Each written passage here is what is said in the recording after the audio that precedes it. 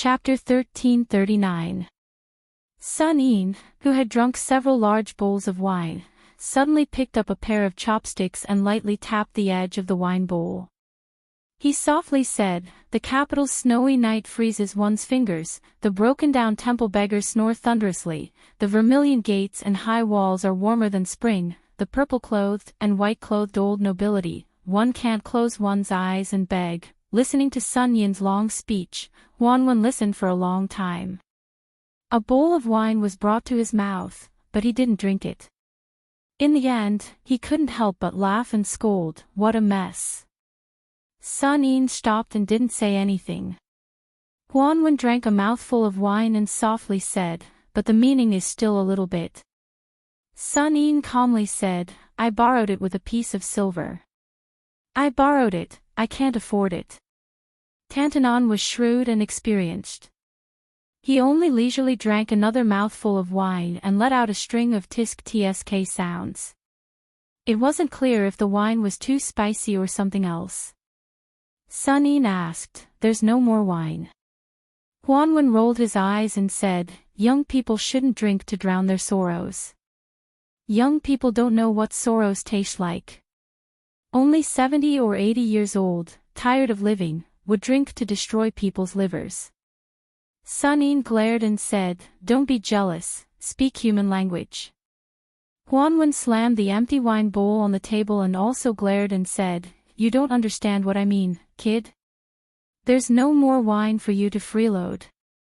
Sun Yin slumped against the back of the chair.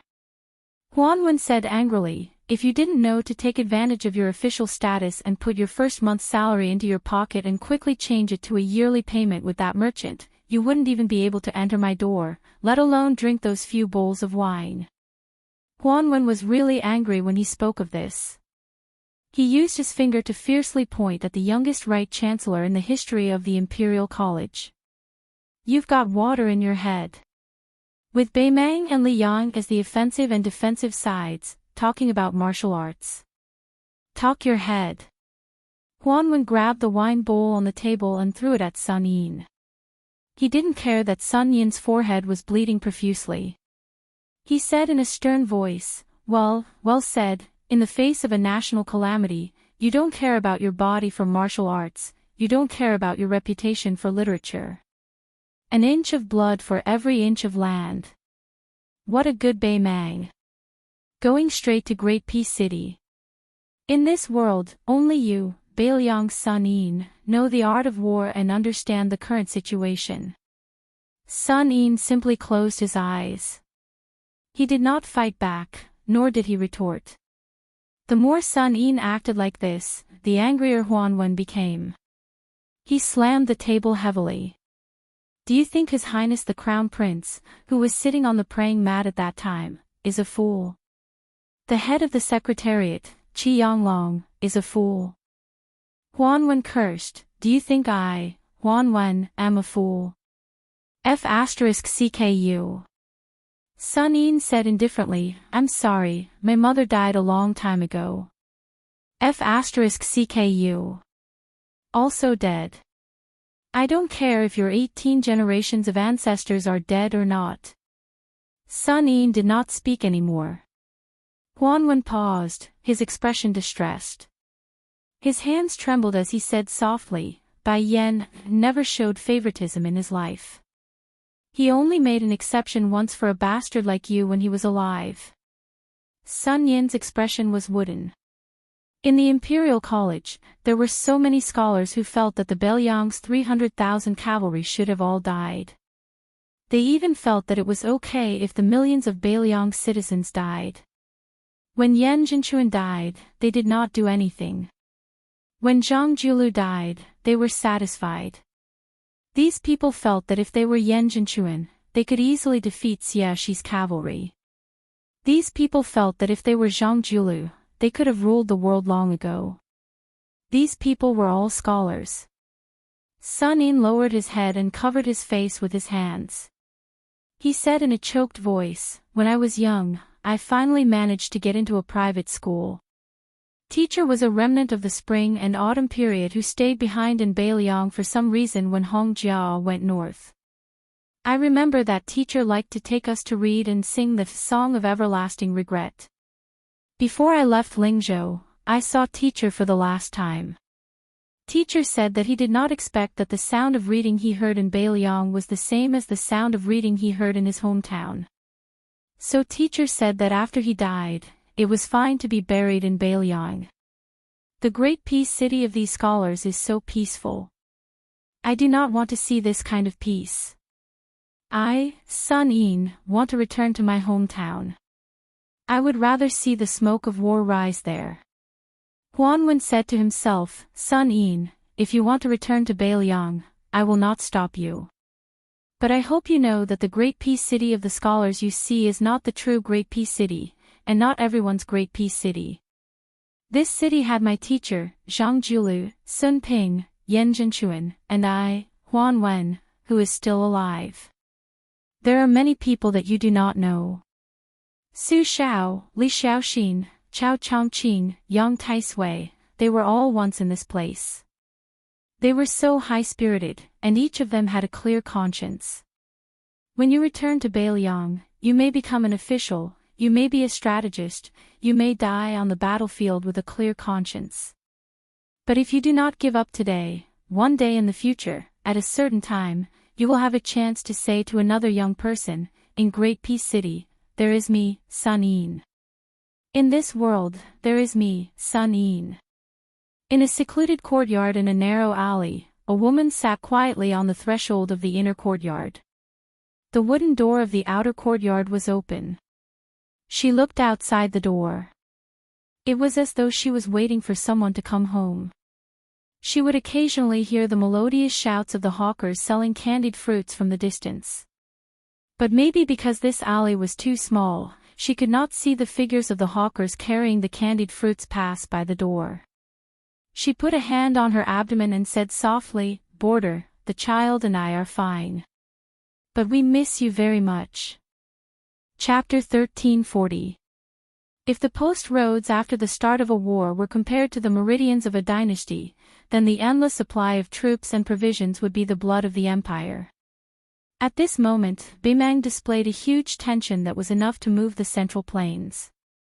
The Empress of Beimang, Taiping Ling of Chess and Sword Music School, and a fat man stood beside a post road.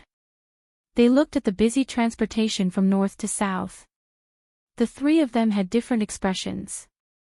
The old lady, who was wearing a brand new mink coat, was full of pride. It was precisely because of her slow and appropriate governance that the Central Plains, which was on the verge of unification, did not gain the slightest bit of the upper hand for more than 10 years. She even forced Liang to spend half of the country's tax revenue on the Eastern Front, and finally led to the revival of West Chu in Guangling Road. Among her subjects, there was still Tuoba Bodhisattva, Dong Zhuo, Lu Gui, Huang Songpu, Murong Baoding, Yang Yuanzan, and a series of meritorious generals, not to mention the grassland eagle with the surname Yelu. They were a gathering of stars, shining brightly on the vast grassland. Standing beside the Empress was an ordinary-looking old scholar in a green robe. This old man, who had spent 20 years traveling the Central Plains, had a cold look in his eyes.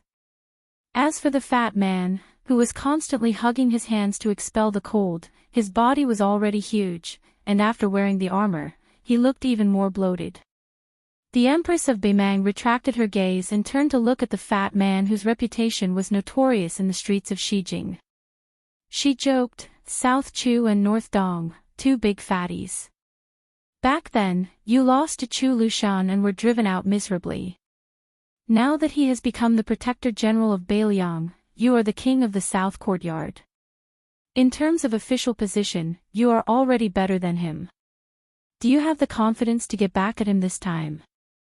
Dong Zhuo, the king of the South Courtyard, who was in charge of the entire border war, did not grin in front of the old lady for the first time. He rubbed his cheeks and said softly, if Lu Qiuer and I had the same number of troops, it would probably be very difficult. But the current situation is that I have 1 million troops against his 300,000 troops. There is no reason for me to lose, but I always feel that it is a little unfair. When I see Lu Qiuer, he will definitely not be convinced. The Empress of Beimang smiled and said, I know myself well. I don't know much about war, so I don't have the bad habit of giving orders to the warriors at the border. It's just that your deployment of troops is so strange that I was so curious that I traveled more than 800 miles to see you. Even though the imperial decree of peace has patiently explained your intentions to me time and time again on the way, I still hope to hear it from your mouth. Otherwise, I won't feel at ease. After Huang Songpu heard about your deployment, he was so angry that his face turned ashen. He even shamelessly asked me to allow him to be the king of the South Courtyard again. He just wants you to pack up and get out of here, so that you don't squander the wealth that the South Dynasty has accumulated for 20 years. Dong Zhuo clenched his fist, knocked on his red nose, and said in a muffled voice, among the Liuzhou, Yuzhou, and Liangzhou that border our dynasty, Liuzhou is the easiest to take, and Yuzhou is the most exhausting. But of course, the northern line of Liangzhou is the most difficult to take. At this point, Dong Zhuo paused for a moment. The Empress of Beimang waited patiently, but the fat man was completely silent. After waiting for a long time, the old lady could not help but laugh angrily. Are you done? Dong Zhuo continued, logically speaking, it's better to break one finger than to injure all 10. The main force should attack Liangzhou and march straight down, swaggering all the way to the Beiliang Palace on Mount Qingliang before stopping. Using a relatively small number of troops on the two flanks to tie down Yuzhou and Liuzhou is the best strategy. The Empress of Beimang nodded. It was obvious that she thought so too. In fact, this was the conclusion that Beimang had reached in the early stages of their discussion. The dried-up bait in Liuzhou did not interest the Beimang at all. Attacking Liuzhou was meaningless other than prolonging the supply line. If the stalemate in Liuzhou was prolonged, Beimang's gains would not make up for the losses. After all, there were several elite cavalry units on the border of Liangzhou that were equipped with terrifying long-distance attacks. Li Shan had single-handedly created the situation of more than 100,000 refugees in Liuzhou. His original intention was to increase the breadth and thickness of Beiliang's strategy, which had always been its weakness. Dong Zhuo put on a distressed expression and said, this strategy was indeed the best strategy. However, after more than 10,000 light cavalry units infiltrated Jizhou, the situation began to change. Furthermore, Beiliang has been flirting with the western regions for the past few years. I'm afraid that when the time comes, not only the north of Jizhou, but also the western regions will emerge and attack the southern dynasties. When the time comes, the southern dynasties will be in a mess. I've considered Su Fengnian's temperament. He's a scoundrel who's never afraid of dying together with others. He'd rather give up his headquarters in Liang province to defeat the southern dynasty. I'm sure he'd do it. Even if he has to wipe out all the Beiliang cavalry, he'll still destroy the foundation that Beimang has painstakingly built up over the past 20 years. This should be his plan. Dong Zhuo suddenly spat and cursed, King Liang. He's so lucky. After Su Xiao the butcher left, he's replaced by that crazy Su Fengnian. Even if it were Chen Jibao, I wouldn't be so conflicted. Dong Zhuo's eyes turned ruthless. He gritted his teeth and said, since Su Fengnian wants to risk his life, it's simple. I won't give him the chance to play tricks. Beimang's million-strong army will be divided into 3 groups. I'd like to see how he'll twist and turn. After all, we have the advantage in numbers on every front. Yan Wenluan said that 150,000 corpses are needed to fill the gourd, so I'll use 300,000. Liuzhou has 30,000 dragon elephant cavalry and those refugees. I'll use General Lu Gui's 200,000 to fight. Liangzhou is difficult to conquer. Will 500,000 be enough? If it's not enough, I'll ask your majesty for another 200,000 to 300,000. The Beimang Empress frowned and said, in this way, although the southern dynasty won't have anything to worry about, isn't the price too high? Dong Zhuo shook his head and said, the Liang imperial court dares to use West Chu to train their soldiers. As a people who live on horseback, we Beimang are natural warriors. Why wouldn't we use Beiliang to train our soldiers? The old lady wanted to say something but stopped. Dong Zhuo said in a deep voice, "Your Majesty, I, Dong Zhuo, can promise you that even if Beiliang destroys 500,000 or even 600,000 of our soldiers, as long as we conquer Beiliang, I'll definitely return the 2 million-strong army with both hands." The imperial decree of peace finally opened his mouth and said, "Your Majesty, after winning this war, Beiliang and Jizhou will soon become the second southern dynasty. All the civil officials of the southern dynasty are already prepared. Wherever the cavalry's hooves pass, it will be the beginning of the scholar's pen. This is the real backup plan that I've prepared for Beimang. As long as Beimang's army conquers those territories, I'll be able to manage those places immediately and let the Beimang dynasty's borders follow the war horses as they move southward." The Beimang empress nodded, but soon asked worriedly, "I'm not doubting your ability, but will the Liang imperial court give us enough time to digest the results of the war? Also, won't Gu Jintang's eastern front take the opportunity to cause trouble?" The imperial decree of peace said calmly, "Everyone thinks that West Chu's revival is a flash in the pan, but I firmly believe that Chao Chongqing will be able to see the top of Graden City's city wall." Dong Zhuo smiled and said, "Yuan Benshi and the others felt that after the Battle of Liangmang, even if they gave up the entire northwest to us, they would still have the two pillars of Liao, Gu Jiantang, and Western Shu, Chenjibao, to support the border. Therefore, they were happy to see the last drop of blood of Beiliang. However, if it's really as the imperial decree of peace said, then Gu Jiantang will have to leave the Tu Liao and return to Graden City. At that time, we can place a small number of troops in Beiliang to deal with Chenjibao. Taking a step back, at that time, we will have the depth of Beiliang and the southern dynasty. This is a huge geographical advantage that cannot be ignored. Naturally, we will be able to greatly reduce the losses caused by Chenjibao's troops. No matter how amazing Chenjibao is, it will be difficult for him to turn the tide in a short period of time. However, we can follow West Chu's lead to Graden City and take a look at the world's largest city with a population of millions. I, Dong Zhuo, must go and see how tall the city wall is," the old woman said emotionally, after training with the Beiliang cavalry, then climbing up the city walls of Great Peace City, and taking care of Gu Jiantang and Chenjibao in the Central Plains. The men of Beimang will kill their way to the southern border and throw themselves into the sea. Even though I am a woman, I feel heroic just thinking about it. Dong Zhuo grinned. The magistrate of peace glanced at the king of the southern courtyard who had left everyone else in the dust in the Beimang court. His gaze was complicated. The Empress of Beimang raised her hand and patted the fatty's shoulder. She said calmly, "As long as you can reach that step, I am not that Liang Zhao Dun. I can tolerate a Dong Zhuo who seizes territory. South of Guangling River, everyone can have the surname Dong. I want the history books to remember the name Dong Zhuo for hundreds and thousands of years. After 100 years. She looked to the south and laughed loudly. In the future, whatever the surname of the world, I have no children, I don't care. With a thump, Dong Zhuo knelt on the ground. The old woman kept looking to the south. Old cripple, the world could have had the surname Su. In the early spring of the second year of Xiangfu, a group of Beiliang crossbowmen roamed outside the mouth of the gourd in Yuzhou. As the sun rose from the east, the morning dew on their armor gradually dried up as the chill of late spring dissipated.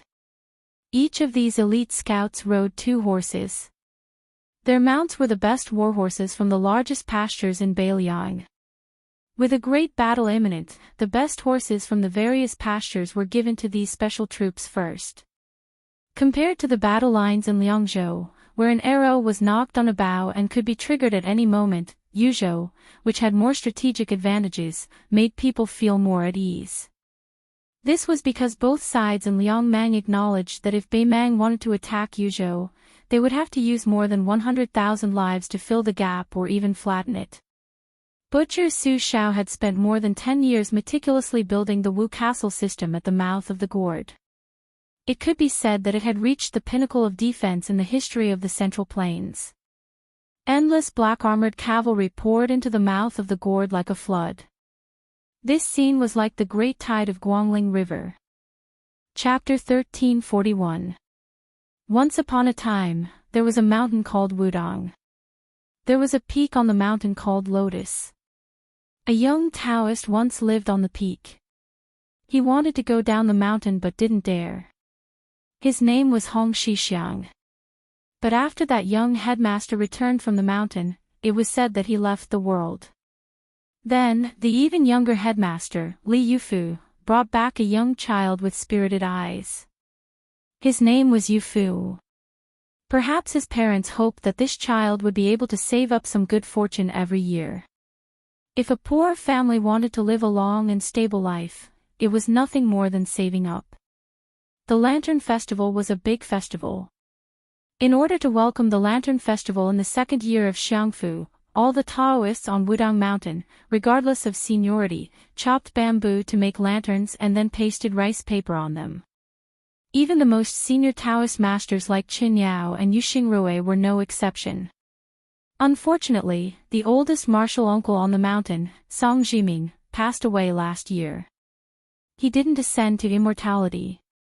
The old Taoist master passed away peacefully.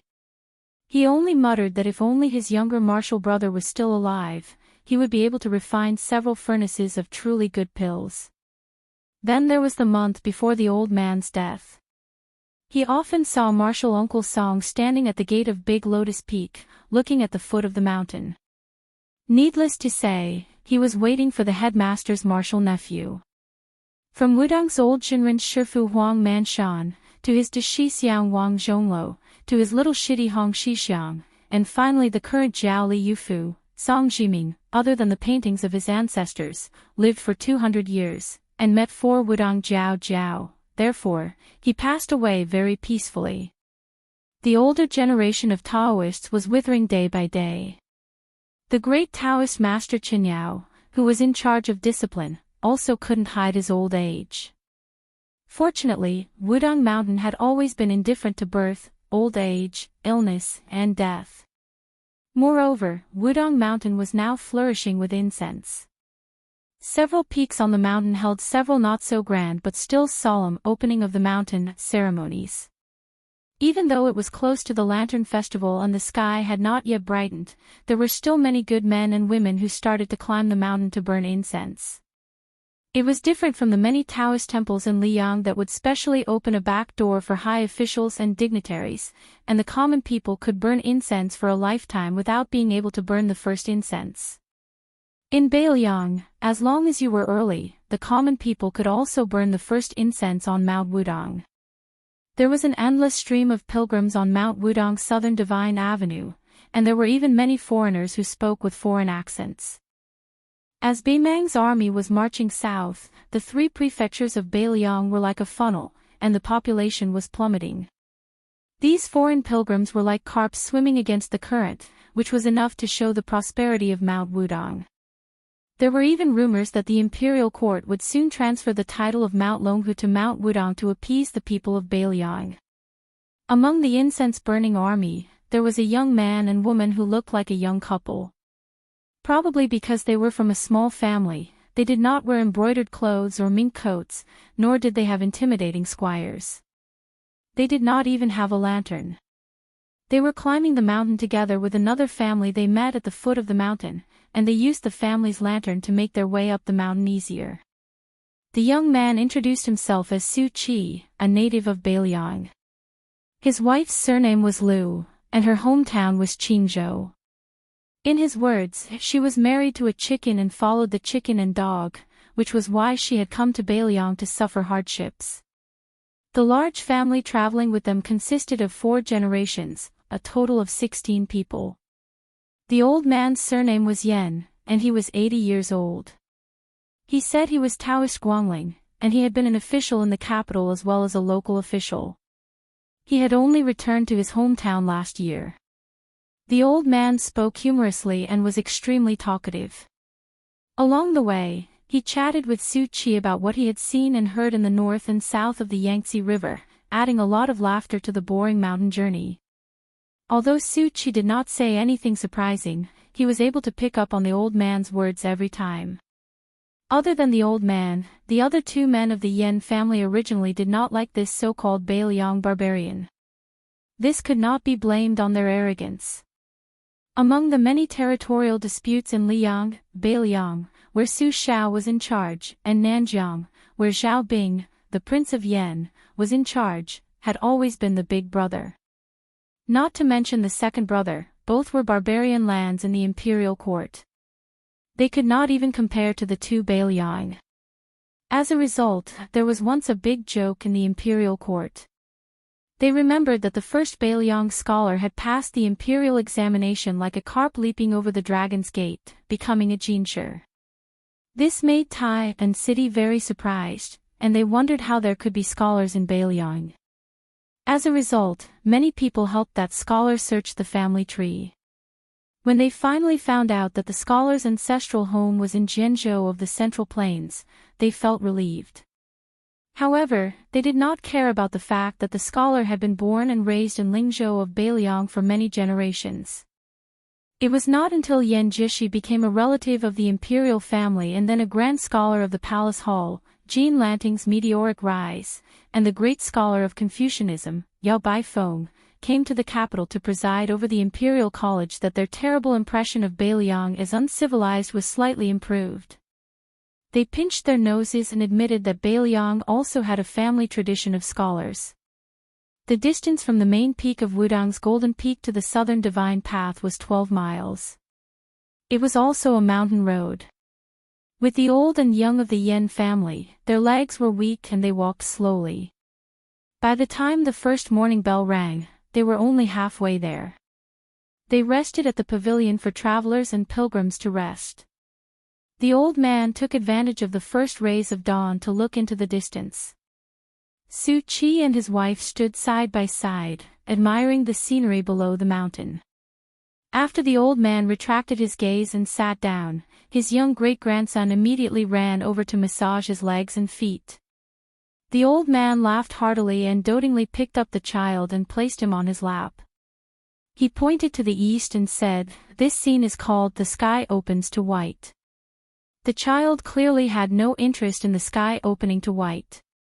He raised his head and asked in a childish voice, "Great-grandfather, is there really an immortal on the mountain like my mother said? Can immortals ride on the clouds?" The old master of the Yen family laughed heartily and stroked the child's head. He did not give an answer. He only turned his head to look at the mountain peak shrouded in clouds and fog.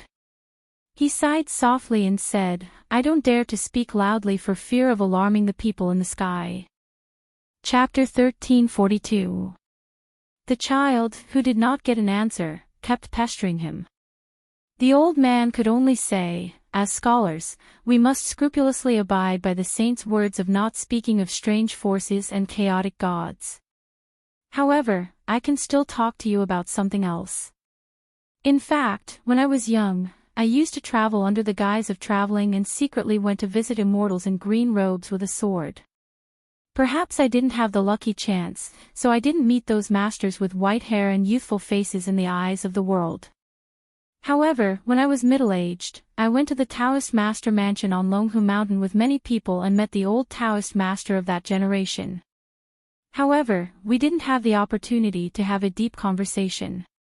After all, at that time, my official status was too low and I was only at the bottom. At that time, I felt that being an official was inferior to cultivating Tao. There were so many scholars in the world, and it was so difficult to become a scholar after the death of a grand tutor. There weren't many people who cultivated Tao in the world, so it was relatively easy to become a first-rank official. The child was disappointed. "Great-grandfather, then why did we come all the way to Mount Wudang?" My father said that his bones were about to fall apart from the bumpy ride. A young Confucian scholar nearby suddenly blushed. The old man stroked his snow-white beard and smiled. Great-grandfather has never seen immortals, but when I was in charge of a region, I met a Taoist priest of the same age. We had a pleasant conversation, and that Taoist priest taught me a set of body-nourishing techniques. The reason why great-grandfather can live to this age is because of that Taoist priest's kindness. Although so many years have passed, I still remember that Taoist priest's appearance very clearly. He was tall, benevolent, righteous, and heroic, with the style of an ancient wandering scholar. Compared to the yellow-purple noble of the celestial master's residence, he really didn't have any arrogance. The old man sighed. That Taoist priest was the previous leader of Mount Wudong, called Wang Zhonglo. I only found out that he was the leader of Beliang's Mount Wudong after a long time, so before I was completely buried in the earth, I hurried here to take a look. At the same time, I also wanted to see how high Beliang's northwest sky was. Because when great-grandfather was an official in Tai and city, there was an imperial censor who impeached a person. He said that after that person arrived in Beliang and held a banquet, he pointed to the chair under his butt and said to everyone that this chair was not the dragon chair, but it was much higher than the one in the capital. The old man's son was almost 60 years old. After hearing this, he laughed and said, "It's most likely nonsense." The old man nodded. Beliang Su Chi, who had been watching the old man carry his great-grandson, did not say anything. He turned around and silently looked into the distance. His wife held his hand, tilted her head and asked softly, "Is it true or not?" It was indeed the Su Fingnian Su Chi. He said softly, "It's true. I was still young at the time. I was sitting on my father's lap. He was actually the one who said this to me. He probably wanted to tell me that being an emperor was meaningless." Su Fingnian gripped Lu Qingyan's slightly cold small hand, quietly revealing the truth. Officials retiring at 70 is Liang Imperial Court's rule. Being able to retire at 79 is not something anyone can do. The old man is Yen Song, the highest-ranking official in the capital, the left assistant minister of the Ministry of Rights. He did not have the same political opinion as Grand Secretary Zhang Julu. Later on, he was pushed aside to Gangnam-do's Luzhou. He was disheartened, and thus began to study in peace. This time, Grand Secretary Zhang's reputation was ruined. The entire court kept quiet out of fear. Yen Song was one of the few who dared to stand up for Grand Secretary Zhang, so it could be seen that back then, he and Zhang Julu had an open and above-board dispute. The reason why I traveled with him was because Su Zhao's impression of this person was not bad. Of all the people who scolded him, Yen Song scolded Su Zhao fiercely, but it was reasonable. The old man suddenly smiled at Su Fingnian. "Su Chi, before I entered Beliang's territory and came to Wudong Mountain, I visited a few academies. The scene there greatly surprised me. It seems like your new King Liang is even more scholarly than the old King Liang. It really is rare." Lu Qingyan glanced at Su Fingnian, who revealed an expression of shame for the first time, and smiled knowingly. Su Fingnian turned around and said, "It must be because he knows that his martial arts are not as good as Su Zhao's, so he can only take a step back and fill in the gaps in his scholarly work." The child was confused. He tugged on the old man's sleeve and asked, "Great-grandfather, didn't my uncle say that the king of Beliang's martial arts are very powerful?" A middle-aged man did not know whether to laugh or cry. He said, "The martial arts of scholarly work and martial arts are not about the ability to fight." After chatting for a while, the group began to climb the mountain again. Now that they had come to Wudong Mountain to burn incense, there was one thing that visitors and pilgrims had to do. That was to see with their own eyes the many Taoists on the mountain, regardless of age or seniority, who collectively participated in the morning and evening exercises. The reason why the old and young of the Yen family had rushed up the mountain so early was to enjoy the scene. Hundreds and thousands of Taoists were practicing together in the square. It was rumored that the set of fish techniques was created by the previous chief, Hong Shixiang. Anyone could practice, learn, and benefit from it. When the group finally arrived at the square of Wudang Mountain, they did not miss it. Otherwise, they would have had to wait until dusk. Sure enough, just as the rumor said, countless Wudang Taoist priests who were standing close to each other were practicing martial arts together in the square. Even the layman could tell that the set of martial arts was comfortable. Yes, comfortable. There were no profound movements, nor were there any sounds like the normal practice of martial arts. It was quiet and peaceful. The old man Yen Song praised, "What a natural and smooth move." The child who was sitting on his father's neck pointed into the distance as if he had discovered some incredible immortal. With a face full of surprise and joy, he said, "There's a child about my age who is also practicing boxing over there. There, he's at the very front." Although the old man could not see the situation clearly, he was a little surprised after hearing it. "Isn't it said that the person leading the fist techniques is the current chief, Li Yufu?" Su Fengnian explained. Li Yufu took in an apprentice. Behind those Taoist priests, there were many pilgrims who were also practicing boxing. Perhaps it was not the intention, or even the form, but every one of them was very enthusiastic. It was just that they could not see the movements of the leading Taoist priest, so they could only practice boxing with the pilgrims in front of them or nearby. It looked a little out of place, but everyone was very serious. Then the old and young of the Yen family saw a young Taoist who did not seem to be very senior slowly walking from the front to the back. Along the way, he was constantly giving instructions to the pilgrims who were learning the fish techniques. He smiled and helped to correct any movements that were too forceful, or where the technique was not in place, or where the wrist was not enough, or where the back was misunderstood. Su Fengnian looked at the young Taoist who was leading the fist techniques meticulously. His expression was a little strange. When the young Taoist saw Su Fengnian, he smiled and walked quickly. Lu Qingyan whispered, "Do you want to practice too?" Su Fengnian asked, "Do you want to see?" Lu Qingyan smiled and nodded. Su Fengnian slowly walked forward and stood at the back of the line. Then he began to practice leisurely. The young Taoist was stunned for a moment, then he stood beside Su Fengnian. Their movements were the same, smooth and pleasing to the eye. Su Fengnian closed his eyes. In the past, there was an unlucky guy who knew that he would be beaten every time he saw him. He would force a smile and say, "You are here." Su Fengnian whispered to himself, "The one who rides the bull, I am here." Chapter 1343. Wudang Mountain and Su Fengnian were fated to be, and it was Su Fengnian's blessed land. This was already recognized by Bei Liang. It was said that Su Fengnian, the new Prince Liang, was able to become the world's #1, thanks to the hard work of the two headmasters when he was practicing on the mountain. That was why he was able to make rapid progress in the realm of martial arts. Nowadays, the elephant cleansing pool on the mountainside of Wudang Mountain had become the holy land of neo-martial arts. The stone house behind the waterfall was crowded with martial artists from all over the world who came to meditate and face the wall every day, just to touch the immortal aura of the invincible man in the world. Every now and then, there would be people fighting for a place. This disturbed several young Taoist priests who were in charge of cleaning the elephant cleansing pool.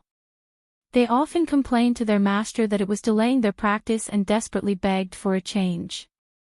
Later, the headmaster, Li Yufu, let his disciple, Yufu, take over the responsibility.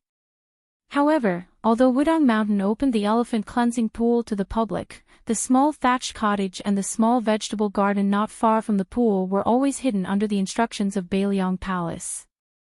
No outsiders were allowed to come near. The little Taoist priest, Yufu, would occasionally go to the thatched cottage to play. The originally abandoned vegetable garden also saw green again. After separating from the Yen family, Su Fengnian followed Li Yufu to the elephant cleansing pool. When Su Fengnian saw a large group of people bustling out of their tents and going to the pool to wash up with cotton towels on their shoulders, he did not know whether to laugh or cry. He turned to Li Yufu and asked, is it like this all year round? Li Yufu nodded and smiled. Yes, these martial artists generally do not make trouble. They take care of themselves.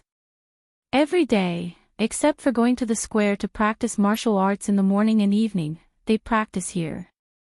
Wudong Mountain can't drive them away.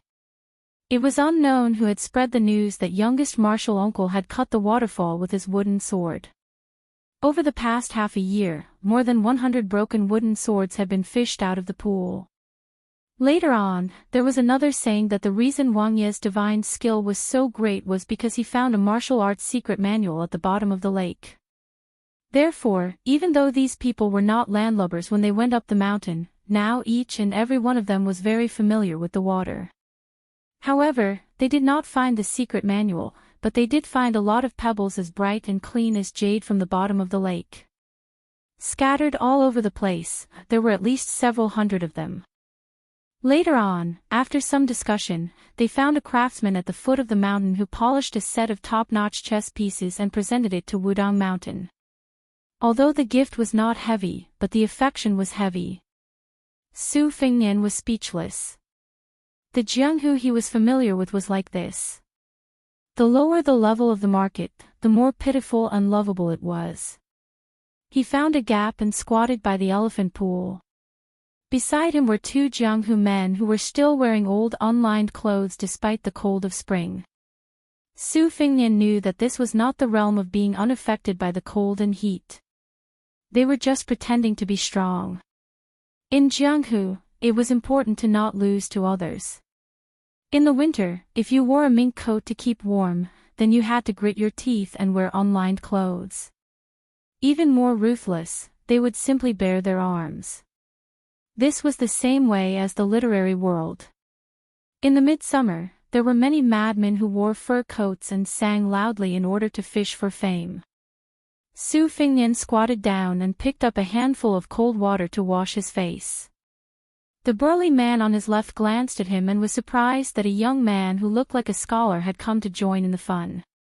He asked in the jargon, "Newcomer, is there a mountain?" Su Fengnian nodded. "Mountain? Qingliang Mountain should count as a mountain, right?" Su Fengnian asked with a smile. "There are so many people squeezed here. Not to mention eating and sleeping, even farting and taking a dump isn't satisfying. May I ask, Senior, is there really someone breaking through here?" That fellow thought deeply. He probably felt that this kid was quite smart. He lowered his voice and said mysteriously, "How could there not be? 2 days ago, there was a brother who broke through the threshold of the third-rank realm in one night. It was a rather sloppy method, but after breaking through, his sword flowed like flowers and water couldn't get through. Before that, there was an old senior from Lingzhou who came here to comprehend the Tao. He stayed in the third-rank realm for more than 20 years. In the end, he just sat here for 3 months and broke through. I heard that after that senior became a master, he was in high spirits. On a full moon night, he let out a long roar. His voice was so loud that even a few miles away from the foot of the mountain could hear it. For a full hour, it was like thunder. Don't you think that's weird?" Su Fengnian held back his laughter and nodded seriously. "Us normal people can't even make a pot of tea's worth of time, let alone a full hour. Moreover, we'll definitely be mute for a month. For this senior expert to be able to roar for an hour, he definitely has a lot of internal strength. He's definitely in the master realm." The swordsman on the right secretly shuddered as he washed his face with cold water. He rolled his eyes and said, "Little brother, don't listen to little Kitten Kong's nonsense. What clear and long howl? What half an hour? Those are all nonsense. Who would be bored enough to shout for half an hour? Besides, isn't that old man afraid of disturbing the rest of the Wudong immortals? I, Su Shiying, don't respect any martial path master. I only respect the Taoists on this mountain. They are really skilled. My grandfather's grandfather personally saw old ancestor Huang. My grandfather also received help from old sect leader Wang. When sect leader Wang split the river with a finger, my grandfather was watching from the side of the river. Now that sect leader Li is also an expert, just looking at his fist, I have to give him a thumbs up. The man whose real name was Kong Dahu but who was ridiculed as Kitty Kong turned his head and looked at his brother who gave him a thumbs up. He laughed, "Forget it, Su Shuriying. You're always bragging about your relationship with the king of Beliang. Other than the two words Su and Su being homophones, the two of you are like heaven and earth, not even half a copper coin." Su Shuriying fiercely threw the cotton towel on his shoulder and glared. My grandfather was one of the first old soldiers to follow the great general to Beliang. My grandfather still has the armor and the 8-dipper bow passed down by my grandfather at home. Kong Daho laughed out loud and said, "If your grandfather is really a foreigner like the great general, then why did you say that your grandfather's grandfather had seen the founder of Wudang sect, Huang Manshan? Did you not prepare your boast properly?" Su Shuriying felt guilty for a moment and then became angry out of humiliation. He said, "Anyway, my grandfather was born in the second generation of the Liaodong old barracks. Before the imperial court used the era name Yonghui, he had followed the great general to the north and south. My grandfather could shoot with the 8-dipper bow on foot and hit 8 out of 10. He could shoot with the 6-dipper bow on foot and hit 7 out of 10. My grandfather said that even the great general praised his archery back then. He said that when he went to Beliang, he would let the Baimang barbarians know the strength of the Liaodong warriors." Kong Dahu sneered and said, "I've heard that other people say that divine archers can hit 100% of the time, or they can shoot a willow leaf from 100 paces away. Your grandpa Su Shuriying can only hit 70% of the time. How could he be praised by the general?" Su Shuriying, "Oh Su Shuriying, are you not afraid of choking yourself to death with your bragging?" Su Fingnian immediately had a whole new level of respect for Su Shuriying, because in the early days of the imperial court of Liyang, there was a martial arts examination called the Law of Testing and Equestrian Archery. According to the law, Su Shuriying's grandfather's archery skills were indeed excellent. It was precisely because Su Shuriying didn't mention anything about shooting with 100 shots, that it was more realistic. Su Fingnian asked, "Brother Su, why didn't you enlist in the army?" Su Shuriying sighed and said sadly, "When my father was young, he wanted to study and pass the imperial examinations. My grandfather didn't like it and said that studying was useless. My father couldn't persuade my grandfather, so he could only enlist in the border army and become a small official in the Xinli ranch. In the end, I don't know how, but he angered a big shot above him. The big shot had an even bigger backer. I think it was that Huaihua great general Zhong Hongwu. When he came back, he was half dead. My grandfather was a person who cared about his reputation. Even when he died, he didn't say anything. He just wanted me, his grandson, to study. Unfortunately, I'm not cut out for studying. I only want to practice martial arts so that I can accumulate some military merits like my grandfather and get an extra set of armor for the family to pass down as a family heirloom." At this point, Su Shuriying grinned and said, "I also have an older brother who joined the army at the border of Yuzhou. When he returned home during the spring festival last year, I heard him say that he would soon become an official crossbowman. My brother followed my father's example and was very good at studying and practicing martial arts." Su Fingnian asked curiously, "Your father was wronged at the border. Why did he let your brother enlist in the army?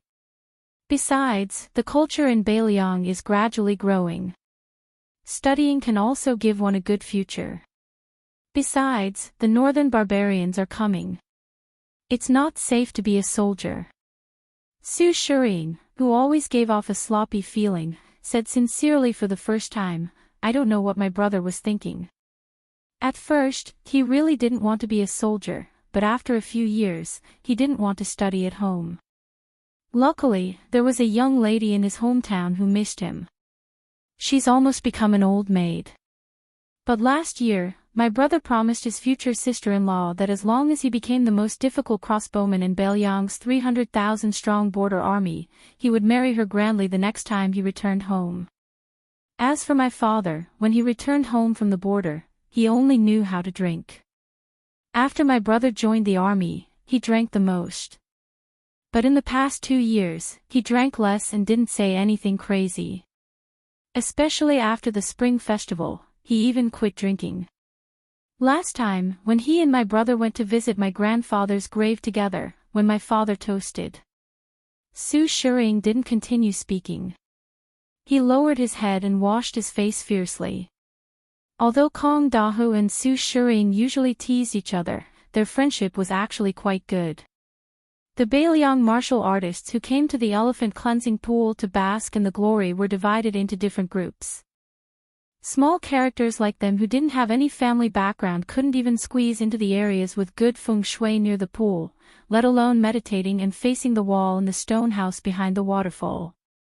Some of the disciples of sects and schools formed groups, each with their eyes on the top of their heads. Not only did they feast on fish and meat every day, there were also many young female heroes who stuck close to them and messed around in their tents every night. Every morning when they woke up, their faces were glowing. People like Kong Dahu and Su Shiring could only watch enviously from afar. Those who were more daring would go and eavesdrop. Of course, the premise was that they weren't afraid of being beaten black and blue by the young heroes of the righteous sects. Chapter 1344. There was a commotion behind the three of them. It turned out that some people had recognized Li Yufu and his disciple, Yufu. They all went up to greet them. Li Yufu was famous on the mountain for treating people kindly and not putting on airs with anyone. This was not the surface of being smooth and slick, but the spirit inside. This was also the qi of Wudong. Wudong Taoists did not care about seniority or Taoist temples. They all had the homework of reading the fortune sticks for the common people on the 1st and 15th day of the lunar month, and even writing letters on behalf of others. On this matter, an unshakable rule had been set since ancestor Liu. Huang Manshan had read the fortune sticks and written letters for people. Wang Zhonglo was like this, Hong Shixiang was like this, Li Yufu was also like this, and maybe in the future, the little Taoist boy, Yufu was also like this. Cultivation in Wudong was to cultivate people before becoming an immortal, and cultivate oneself before becoming a Taoist. This was the true qi of Wudong Mountain. Su Fengyan and the other two turned to look at the young leader. Kong Dahu introduced him softly. This is Wudong's leader Li, a disciple that the old immortal, Yuxing took in the Eastern Sea in his early years. Leader Li's temper is very good. There are rumors in Jianghu that he killed an evil dragon in the #1 blessed land of Taoism, Earth Lung Mountain. His cultivation is unfathomable. There are also people who say that the king of Bailiang made a special trip to Wudong Mountain to write to the imperial court, requesting for Wudong to be conferred as the ancestral court of Taoism. I think this is reliable. In the past, I didn't have much of an impression of that prince. Later, he sent troops to the border and refused the imperial edict to enter Bailiang, which was very satisfying. He also killed the arrogant and domineering old military chief Zhong Hongwu in Lingzhou. I feel that the new Prince Liang did not disappoint. This time, when the northern barbarians attacked, I heard that Prince went directly to the border and did not hide in Mount Qingliang. This matter was done to vent people's anger. Otherwise, if he became the #1 master in the world and still hid at home, it would be too embarrassing for Bailiang. For those of us who walk the Jianghu, if we leave Bailiang, wouldn't we lose face? Su Fengyan smiled helplessly. Su Shiring softly said, if the battle at the border is fierce, I'll ask my brother to introduce us to kill the barbarians. Killing one is worth it, and killing two is worth it. Kong Dahu couldn't help but mock, you're just a pretty face. If you go, you'll definitely lose money. Do you really think that the northern barbarians are easy to mess with?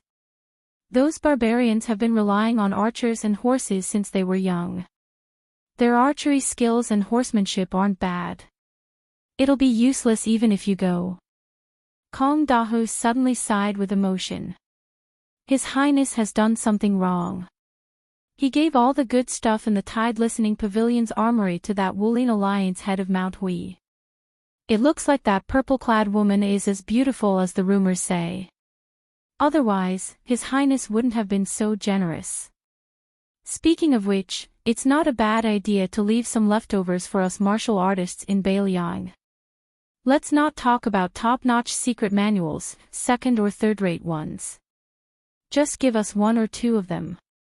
Su Shiring spat, with your little backbone, you want to become a peerless expert?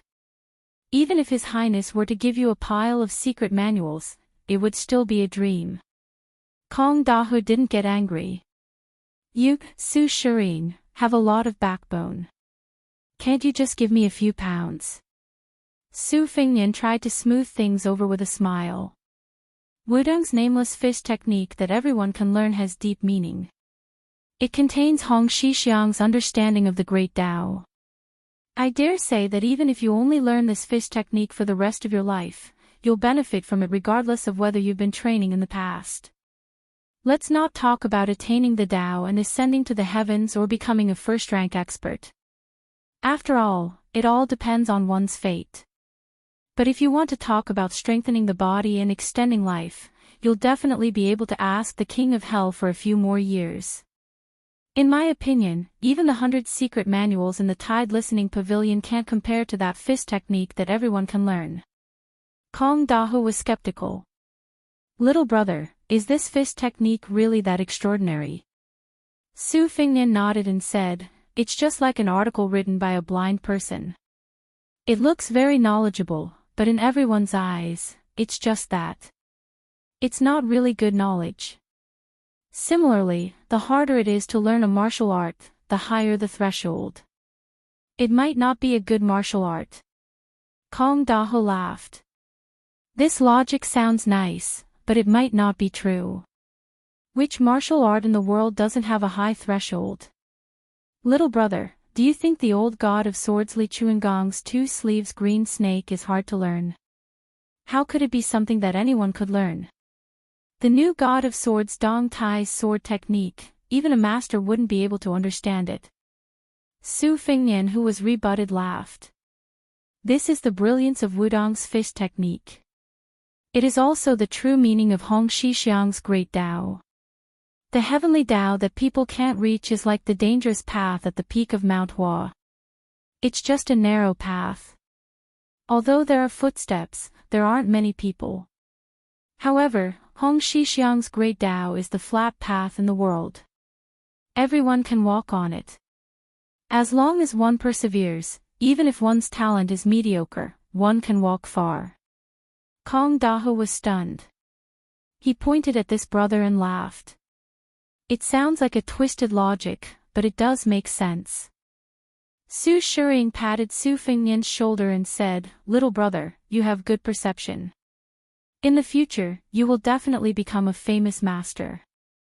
Su Fingyan smiled. Thank you for your kind words. After the three of them stood up, Wudong's chief Li Yufu was still surrounded by people. The little Taoist child who went up the mountain during the heavy snowfall last year stood outside. He carefully sized up Su Fingyan. For some reason, the child had an unreasonable respect for this mysterious man whose identity he didn't know, but who was able to make his master pay special attention to him. But soon, he felt a sense of closeness in his heart. But in the end, it was more fear than respect. So, from the beginning to the end, the child hid behind his master and didn't say a word to this guy. Just when Su Fingyan and the little Taoist child Yufu's eyes met and the latter quickly turned his head, a handsome young man dressed in brocade clothes and marten fur crept up to Su Fingyan.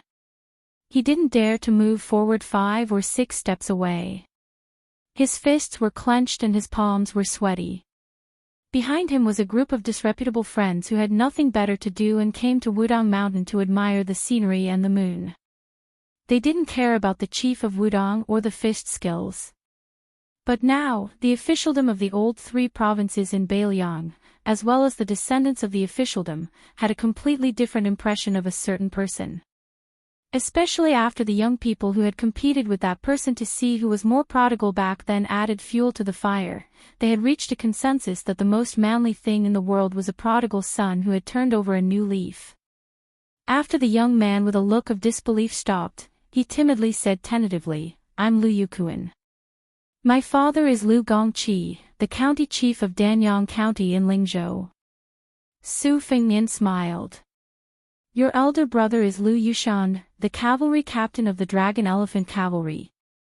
At that time, he followed the Longxiang army straight into the enemy's territory and beheaded 12 people. Lu Yukuan, who was the most domineering in the eyes of his companions, suddenly had tears in his eyes and trembled all over, as if he had been struck by lightning.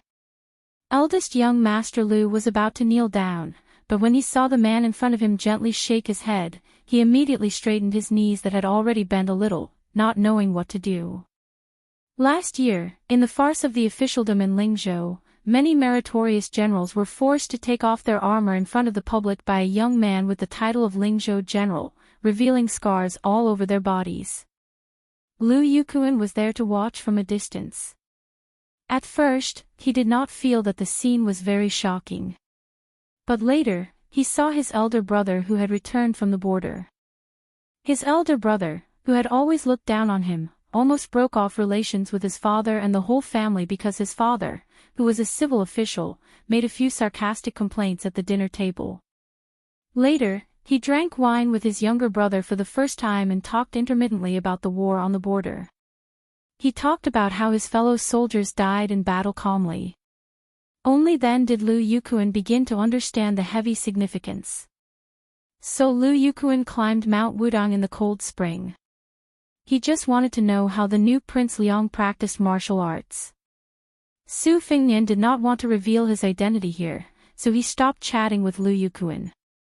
Then he said goodbye to Kong Dahu and Su Shiying, gave Li Yufu a look, and walked to the hut with Lu Qingyan. After he left, Kong Dahu and Su Shiying looked at each other. How did this guy get involved with the dignified satrap's son? Looking at the situation, he was at least a figure with a family background of the same level. How could he be patient enough to talk to the two of them for a long time? The corner of Su Shiying's mouth twitched. At that time, he had pretended to pat that guy on the shoulder, for fear that these aristocratic sons, who liked to hide knives behind smiles, would turn around and attack him. He hoped that he would not be put in a sack and sink into the elephant washing pool before he could figure out a master.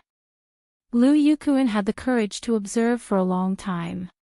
When he saw the king of Beiliang squatting and chatting with the two poor martial artists for a long time, he hurried forward and made a toast. He took the initiative to get close to them and said, "Brothers, I am Lu Yukuan from Lingzhou. It is fate that we met. I have wine, the most authentic green and wine. Why don't the three of us drink it together?" Kong Daho asked stupidly, "Young master, you don't charge, do you?" Lu Yukuan smiled helplessly and said, "You are slapping my face, aren't you?" Kong Dahu and Su Shiying went to Lu Yukuan's luxurious silk tent in a daze and drank the boiling hot green and wine. Around them, a group of playboys in bright clothes were looking at them with admiration, and the eyes of the few young and beautiful heroines were even brighter. When the two finally learned the man's identity, they were dumbfounded. In the 4th year of Xiangfu, Su Shiying, a cavalryman from Liangzhou, died at the border after his brother, who was a crossbowman. In the 6th year of Xiangfu, Kong Dahu, a foot soldier from Yuzhou, died in Beimang's Aquarius prefecture. The two of them smiled before they died and died without regrets. Chapter 1345. On the way to Little Lotus Peak from the thatched cottage, Su Fengnian and Lu Qingyan unexpectedly met the old and young of the Yan family again. This kind of fate made the old family head, Yan Song, feel quite marvelous. In their conversation, some of the misgivings of a shallow friendship lessened. If Yan Song's post in Liang before the destruction of the Great Chu was added, the old man could be said to have been a seasoned official. He had seen the 4 reigning emperors of the Great Chu and Liang imperial courts. In fact, he had seen the new Emperor Zhao Xuan of Liyang a long time ago. However, when Yen Song was the assistant minister of the Ministry of Rites, Zhao Xuan was still a young fourth prince who was not outstanding in any aspect. When he saw the old man who often went to the diligent room to teach, he also had to bow like a student. Yen Song's eyes were shrewd and ruthless. Naturally he would not consider Su Fingnian to be an ordinary Beiliang pilgrim. Later, when Wudang's sect leader Li Yufu received him, it confirmed the old man's opinion. It's just that both sides were well aware that there was no need to put it on the table too openly. As for which Beiliang's descendant this young man was, Yen Song, who had already seen the highest point of the Liang temple, had nothing to do with Beiliang, so there was no need to fuss over it. As the two people climbed the mountain, they unconsciously talked about the blue-eyed Grand Secretary. Regarding Zhang Julu, Yen Song, who was standing in the opposing camp, felt regret. He said that Zhang Julu was still half a step away from becoming a saint. He had achieved the goal of helping the world, but unfortunately he was not able to protect himself. Deeply worried, Yen Song said, vassal kings, foreign relatives, eunuchs, military officers, civil officials. These 5 types of people, if they do not stand upright, are the most likely to cause chaos in the world. Our dynasty's empress is virtuous and virtuous. The foreign relatives have never been able to make a name for themselves, which is the world's greatest blessing. The eunuchs were led by Han Xingxian, Song Tonglu, 2 heads of the Directorate of Rites. There's nothing to say about their character, but they were all loyal to the Zhao family's Son of Heaven. They were also very cautious in matters of authority. Our dynasty's eunuchs scrupulously abide by their duties, so there's no need to worry about eunuchs interfering in politics. With the assistance of Zhang Julu, the late emperor did his utmost to weaken the feudal vassals, quietly suppressing military force, combining hardness and gentleness. It was quite effective. The new king of Jinggan, Zhao Sun, is also devoted to the country. The king of Guangling, Zhao Yi, has no ambition. Your Beiliang is restrained by Beimang.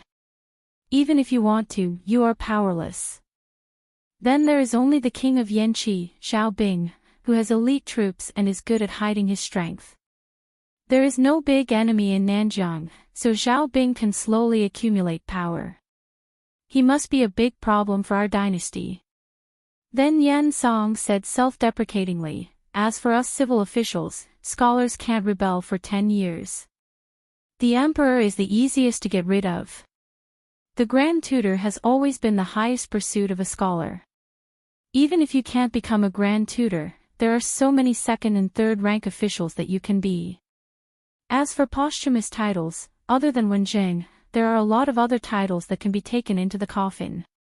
Taking a step back, being an official is not promising, but you can still leave your name in history.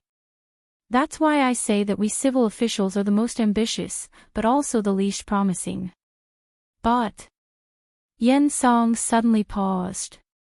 With a solemn expression, he said in a low voice, with Zhang Julu as a role model for all scholars in the world for 20 years, it's different. Su Fingnian smiled and said, that Jin Sanlang, who rose to the top, said something that poked through the window paper. It was Zhang Julu who taught him that the people are important and the monarch is not. It was also because of this that Jin Lanting submitted to the new emperor that the late emperor decided to kill the Grand Secretary. Yen Song said bitterly, that little bastard, he's not a son. He's not a subject. Tantanon hit him well. Su Fingnian seemed to dismiss it with a smile, but Lu Qingyan intuitively sensed that he was revealing a trace of murderous intent. Yen Song sighed and said, almost all of the civil and noble officials of Spring Eternal Hui Xiu Qi and Xi Ping are excellent. There are no big problems to be found. However, after following Zhang Julu for so many years, once they lose the breadth of mind of the Grand Secretary, there will be a result of going too far is as bad as not going far enough. The more peaceful the world is, the easier it is for the competition between gentlemen to degenerate into a competition between personal feelings. This old man has many students, and the number of his favorite students can be counted with 2 hands. It's not that this old man is boasting, but he has always followed the teachings of the sage and taught without discrimination. In the first 10 or 20 years, nothing can be seen, but by the time this old man is about to retire, the difference is like heaven and earth. Regardless of whether they are from aristocratic families or from poor families, they can all be considered capable officials and have good governance. However, except for a few students who have managed to start and finish well, the rest more or less have some corruption. However, those with good family backgrounds have a much better table manners. Those who suddenly become powerful are unsightly. This old man was also puzzled. Later on, after thinking about it, it was one of the poor students who revealed the secret. They are afraid of being poor, and they are also afraid of being poor. Even if they don't think for themselves, they have to accumulate wealth for their descendants. Su Fengnian smiled and said, "Actually, this is human nature." Yen Song shook his head and said, "As an official, it is human nature to let your descendants have no worries about food and clothing. However, to let your descendants sit on a mountain of gold and silver for 10 lifetimes is too much." Yen Song took a deep breath and forced a smile. Perhaps this is only this old man's view of the big picture. Yen Song said bitterly, 2 years ago, there was a student who this old man hoped would one day become an important minister in the palace. He was almost 50 years old. After the scandal was exposed, he knelt outside this old man's study for several hours. This old man wanted him to die, but when he thought of that young face and that pair of clear and clean eyes when he asked me for advice, this old man couldn't be ruthless. In the end, he just let him lose his official position. I heard that now that the new emperor has ascended the throne, his thoughts are active again. He wantonly operates in the capital, trying to recover. You have to know that the target of his extravagant spending just so happened to be the clan members and nobles that he thought were the rats and worms of the country back then. I still remember that this old man had tried to console him back then. Su Fengnian asked, "Did he succeed?" Yen Song said incomparably self-deprecatingly, "With a lot of money to clear the way, and the identity of the student of my political enemy, of course he succeeded. He became the director of the Ministry of Rights. After that, he even wrote a letter to me, his teacher, saying that he would inherit my mantle and become the assistant director of the Ministry of Rights." Su Fengnian clicked his tongue in wonder and said, "This guy's skin isn't thin. It would be great if he came to our Beiliang." The old man asked doubtfully, "Why is that?" Su Fengnian joked, "Just his skin is as thick as a city wall, and he can help block tens of thousands of Beimang soldiers." Yen Song immediately laughed heartily. The other Yen family members beside him also laughed. The long mountain path eventually came to an end. At noon, they arrived at the top of Little Lotus Peak. Looking into the distance, they felt relaxed and happy. Yen Song sighed sincerely to Su Fengnian, who was standing beside him. "To tell you the truth, this old man came to Beiliang because someone invited this old man. He happened to be one of Beiliang's students. He said that Beiliang was a good place for people to vent their frustrations." This old man didn't believe him, but that guy wrote 8 letters in one go. This old man was so annoyed that he thought that it would be good to visit the northwestern frontier fortress before he died. He wrote a lifetime's worth of feminine and graceful poems. Who knows, maybe when he's about to die, he'll be able to write 1 or 2 frontier fortress poems that will be handed down for generations. The old man's grandson stood up for him and said, "Grandpa's poems are wonderful." The late emperor praised them endlessly. Even Huang Longshi, one of the top 3 in the spring and autumn period, admired them. "What's so feminine about them?" The old man, who was in an extremely good mood, laughed and retorted, "Nonsense. What admiration? Don't flatter this old man." Huang Longshi only commented that it was weak and passable. Although he retorted, it was clear that the old man was somewhat proud of this harsh comment that sounded more positive than negative. Su Fengnian smiled and said, "It's not easy to make Huang Sanja, who never praises people, say that. The old man narrowed his eyes and stroked his beard. That's right. This old man can only accept such words from an outsider like young Master Su. What's the point of flattering his own grandson? Lu Qingyan smiled knowingly. This old man was also a wonderful person. Chapter 1346.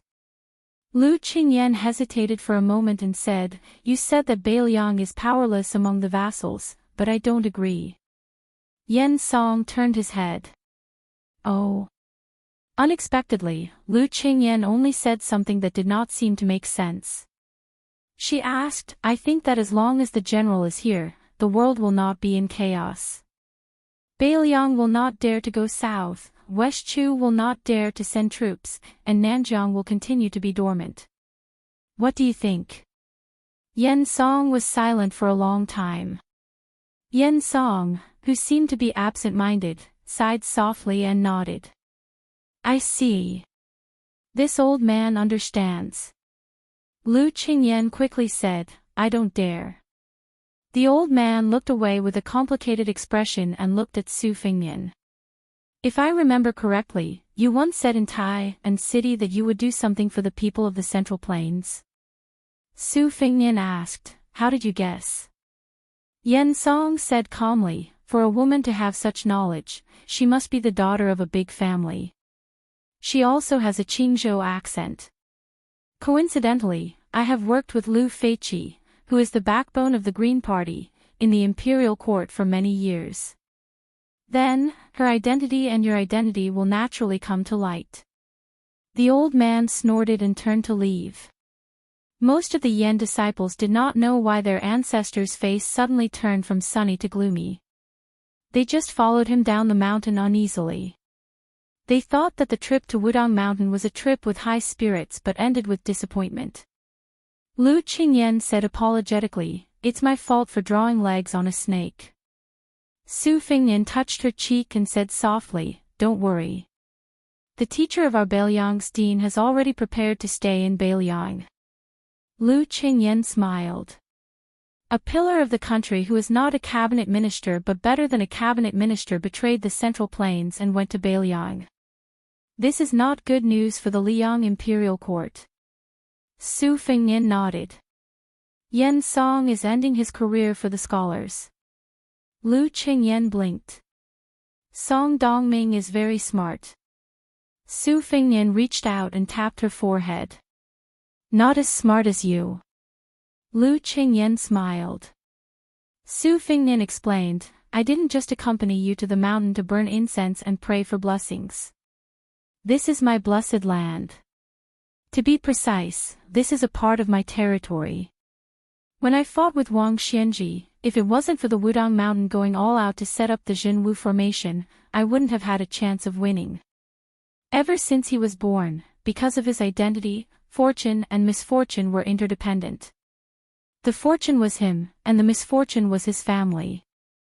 After I started practicing martial arts, I had many battles where my life was hanging by a thread, but I didn't die every time. Even if my vitality was greatly damaged, I could always recover afterwards. At first, I thought it was strange. Later, when I gradually reached a higher level in martial arts, I understood that the bigger the restaurant, the bigger the customer. I was like a guest going to a restaurant. Although my identity was special and I could often eat exotic delicacies, I still couldn't escape the fate of eating whatever the owner of the restaurant gave me. Huang Longshi had once divulged a heavenly secret, saying that I would probably have to eat my last meal in the next few years, and then there wouldn't be a next meal. This was probably the fate of that meat in this life. I guarded the northwest gate, but I died in battle. Beiliang was gone, and 300,000 cavalry were gone. I only left a few words in the history books that I didn't know how to praise or criticize, and then this page would be over. What happens to me in the future will depend on how the heavens write the history books. Su Fengnian's eyes were resolute. But ever since I started practicing the blade, I never thought about accepting my fate. At that time, I was just a useless prince, and I wanted to take revenge against experts like Yang Taisui and Lu Haoshi. Later on the mountain top, I wanted to slay the dragon and the celestials. Now, I want to protect Belial. I don't want to eat the last meal the heavens gave me. That's why you've also seen it for yourself. The heavens aren't easy to negotiate with either. Very quickly, the worst situation of northern Mang being pressured by 3 fronts appeared. This might be the so-called retribution of the heavenly Tao. Lu Qingyan held Su Fengnian's hand tightly. The cold wind blew against Su Fengnian's face, and he smiled. You must have suffered a lot to marry me. Lu Qingyan stood shoulder to shoulder with this man. There's joy in the bitterness, and the aftertaste is endless. It's enough for me to eat for several lifetimes. Li Yufu brought his disciple Yufu to the top of the mountain. There were several thatched cottages here, and they were all clean. They only saw Su Fengnian standing on the side of the cliff. Lu Qingyan's body was weak, and she couldn't stand the wind at the top of the mountain, so she went to rest in one of the cottages. Li Yufu walked to Su Fengnian's side, but the little Taoist boy didn't dare to come closer.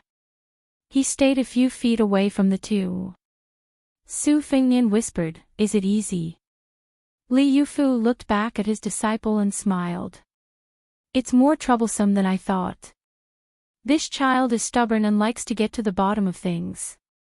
A few days ago, I helped an old man who came to the mountain to burn incense.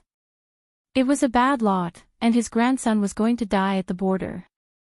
This disciple complained about what I did at that time, and was angry with me for several days." Su Fengnian curiously asked, "How did you do it?" Li Yufu replied, "I didn't tell the old man the truth. I only said that it was a good lot, and it's half a blessing and half a curse. It depends on fate." Su Fengnian asked, "What did the child complain about?" Li Yufu said helplessly, "He complained that I shouldn't have lied, or I should have been a good person to the end and changed the lot for the old man's grandson." Su Fengnian thought about it and didn't say anything. He wasn't the little Taoist boy Yufu, so he naturally knew the complexity of the matter. He sighed. It seems that the old chief Wang Zhonglo must have suffered a lot when he had such a little junior brother. Li Yufu smiled but didn't say anything. Su Fengnian whispered, "I've squandered most of the aura of Mount Wudong. I'm sorry." Li Yufu shook his head and said, "Since ancient times, mountains and rivers have spirits." Su Fengnian asked, "Aren't there immortals who are spirits?" Li Yufu smiled and said, "Huang Longshu said that there were immortals in the world, and then there were no more immortals around. The more people know about it, the more they value chivalry. At that time, chivalry will become the backbone of Jianghu and the world. In my opinion, immortal cultivation is too difficult. It's far away, but it's easy to be human. If a difficult thing can't be done, everyone has an excuse. If an easy thing can't be done, it's hard to find an excuse for yourself." Su Fengnian said, "I may not climb the mountain in the future." Li Yufu whispered, "I will go down the mountain often." Su Fengnian smiled and said, "In the future, that child should be beaten. Who told him to kidnap my sister without telling me in his last life? He still owes me." Li Yufu smiled and didn't say anything. Su Fengnian didn't rush down the mountain. Instead, he stayed at the top of Small Lotus Peak. Lu Qingyan sat with him at the turtle-carrying tablet for a while and then went to sleep. When she woke up the next day, she didn't know if she had a dream. She seemed to have seen a scene in a daze last night, but she couldn't be sure. After she opened her eyes, she saw Su Fengnian sitting by the bed. The latter smiled warmly but didn't give an answer. That night, a father and son stood side by side. The old man folded his hands in his sleeves and his back was slightly hunched. The old man looked at the territory of Belial. The young man smiled and said, "Father, I just know that without you, there are no tigers in the mountains." The old man just gave an irrelevant answer, "If you can't bear it, don't force it. I only said half a sentence before. There's no reason that no son can't die." The second half is true, but there's also no reason that no son must die. Su Fengnian shook his head and said, I'm the king of Beiliang. I'm not guarding the country for the emperor of Zhao, nor am I guarding the northwest for the people of the central plains. Father, you also said that where mother was in the past was where Su Zhao's home was. Later, where our children were, was where your home was. So to me, Su Fengnian, where my parents' graves are, is where my home is. I'm afraid of death, but if there's a day when I die, I'm not afraid of dying in Beiliang. The old man pointed to the distance and laughed loudly. This is a great place. I, Su Shao, led the cavalry under my command and trampled all over the 9 countries of spring and autumn. Xiaonian, will you go to Beimang for me one last time? Su Fengnian nodded and said, okay. Chapter 1347. On the Lantern Festival of the 2nd year of Xiangfu, Beiliang Province, Chongqing City, the provincial city of Yuzhou. The lanterns were lit, and the fireworks were dazzling. Among them was a middle-aged man in a Confucian robe who was enjoying the scenery with his family. Although he was not eye-catching in the officialdom of Yuzhou Province, he was only a secondary Class 5 civil official. There were so many generals in Yuzhou Province, Tang Wenjin was just an assistant official from a poor family. His superior official, Hong Xinjia, was able to enter the field of vision of the central government of Liang Province, especially the Ministry of War because of Gu Jintang's favor. However, perhaps not many people in Yuzhou Province had heard of Tang Wenjin's name.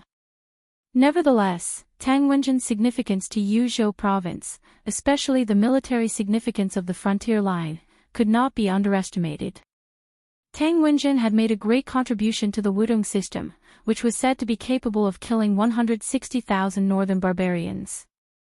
It was Tang Wenjin who had followed Hong Xinjia step by step across the gourd mouth and participated in the whole process from the drawing of the geomancy map, the selection of the Wudong system and the excavation of the ground. It could even be said that Tang Wenjin had the most meticulous and perfect military map in his mind. Once the war broke out in Yuzhou Province, if Hong Xinjia and Tang Wenjin were not at the gourd mouth, the effect of the Wudong system would be greatly reduced. Being exposed to the wind and the sun all year round, this civil official, who had a good reputation, had a dark complexion. His beautiful and fair-skinned wife, who was from Yanji County, made Tang Wenjin look like a big piece of charcoal. This time, Tang Wenjin returned to Chongqing City from the border to report the detailed military situation to the general of Yuzhou, Huang Fuqing.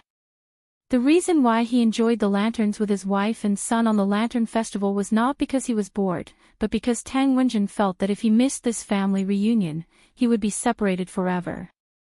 Although Tang Wenjin was a civil official, most of the civil officials in Beiliang could ride and shoot the enemy.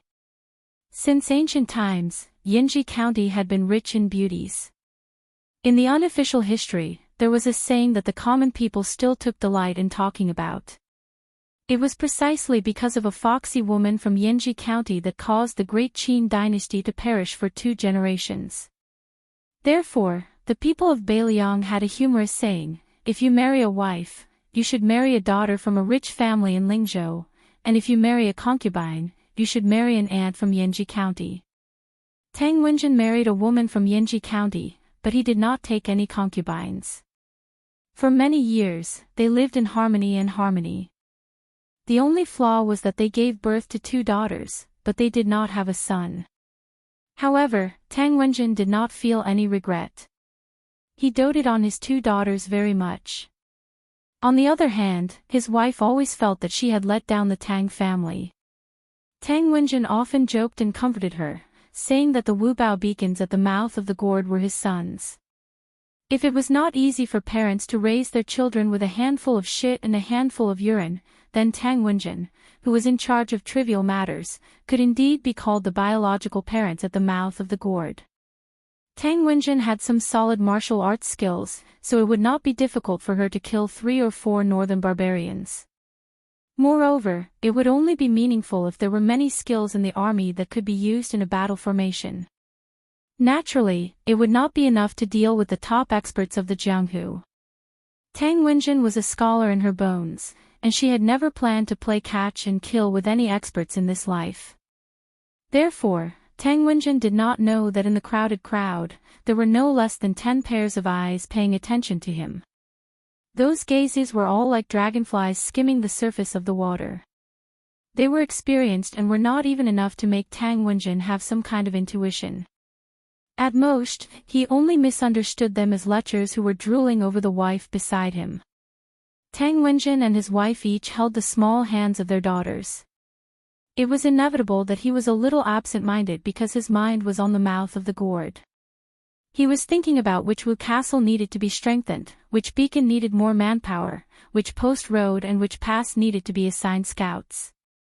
In the army of Beiliang, young civil officials such as Hong Xinjia and Tang Wenjin, as well as the new Honglu general Cao Xiaojiao, were forcibly classified into the Qin faction. Besides being in their prime years, these border officials were more or less influenced by the former governor of Beiliang Qin Jibao. They believed that details would determine the war situation. Therefore, they had a lot of differences with the veteran generals such as Yan Wenwan and Qin Yinchui. When the king of Beiliang changed, many people were afraid that they would be suppressed and purged. Thankfully, Su Fengnian did not touch the bottom line of these hardcore people after he took the throne. On the contrary, many of these hardcore people were promoted more or less. Undoubtedly, Cao Xiaojiao, the #1 troublemaker in Yuzhou province, was a typical example. They also reciprocated the tacit consent of Su Fengnian and the specific implementation of the policy of pacifying the border army and mobilizing the provincial army, which was carried out by Su Beiji and Qin Shiliang. Tang Wenjin had no impression of the king of Beiliang. He did not admire or dislike him. As long as he did not come to the defense line at the mouth of the gourd, Tang Wenjin would continue to work for him without complaint. Tang Wenjin suddenly smiled and felt a little proud. It was true that the mouth of the gourd had consumed a huge amount of Beiliang's provisions, but he and General Hong were using those stones to exchange for the lives of the Beiliang barbarians. It was a good deal for Beiliang. The late emperor of Liang, Zhao Dun, was an open-minded ruler. Although he and the empress lived a simple life, they did not forbid women from wearing makeup. Beiliang was far away from the emperor, so they did not know what it meant to overstep their authority. Although the people were poor, their families were not poor. Every festive season, rich and powerful women would compete with each other for beauty. As long as they had money and dared to wear it, they would not be restrained even if they wore phoenix coronets and robes. At this time, in the crowd, there was a young woman who imitated the heavenly treasure makeup style of the old southern Tang imperial women. She had a graceful figure and a personal maidservant who combed her hair into a bun. One of the two women was plump and the other was slender. They complemented each other very well and were very eye-catching. Many idlers who liked to wait for an opportunity to take advantage of them swarmed over. In order to block the disaster for her mistress, the maidservant had already dropped several of the exquisite little combs made of gold, silver, and jade. However, it was still impossible to guard against them. The young woman's delicate buttocks still could not escape from the disaster. She was gently patted by a nimble skinny monkey with a mouth full of yellow teeth. Obviously, he was a veteran. The young woman was so frightened that her face turned pale and she hurriedly ran away. This scene happened to fall into the eyes of Tang Wenjin's wife. In addition to sympathy and annoyance, she also had a hint of jealousy and ridicule. She whispered to her husband, wearing such gaudy clothes and without the protection of a strong servant, isn't she just attracting bees and butterflies? Who's to blame? Tang Wenjin did not care about these trivial matters. He nodded carelessly and had no intention of being a hero and saving the beauty. Cold women's temperaments were mostly unyielding and valiant. They were not inferior to men. Don't be fooled by their appearance of being gentle and timid. If they were really angry, they would definitely roll up their sleeves and fight fiercely, scratching other people's faces until they bled. Wasn't the wife next to Tang Wenjin the same one who, after marrying from a small place in Yenji County to the provincial capital, rewarded the prodigal with a ruthless kick to the groin when she participated in the lantern market for the first time. Not far away, a tall old man with a felt hat on his head threw a string of copper coins as a reward to the dwarf who was performing a fire-spitting performance. At the same time, in the sea of people, there was a traveling monk who was becoming more and more common in Bailiang. He carried a bamboo rack with scriptures on his back. There was a young couple dressed in coarse linen. They were buying a stick of candied haws for their child from the man selling them. In the northeast corner of the downtown, there was a prosperous Dongfu temple. From the top of the bell tower, one could overlook half of the market. There were young masters and beautiful women in luxurious clothes talking and laughing. There were poor scholars scratching their ears and cheeks, trying to recite something. There were old men in their twilight years muttering to themselves. In the corridor outside the attic, a short Taoist holding a horsetail fly whisk glanced at the scenery where Tang Wenjin was standing. Then he took out a small booklet from his chest and dipped his finger in his saliva. He opened the booklet and saw the name Tang Wenjin in the light that was almost as bright as day. He chuckled softly and said, "Wenjin, what a great name. I heard that in the imperial court of the Central Plains, only a rare court official could receive such a title after death. Boy, you should take it easy in your next life." Just as the Taoist finished his soliloquy, a series of imperceptible changes took place in the downtown area.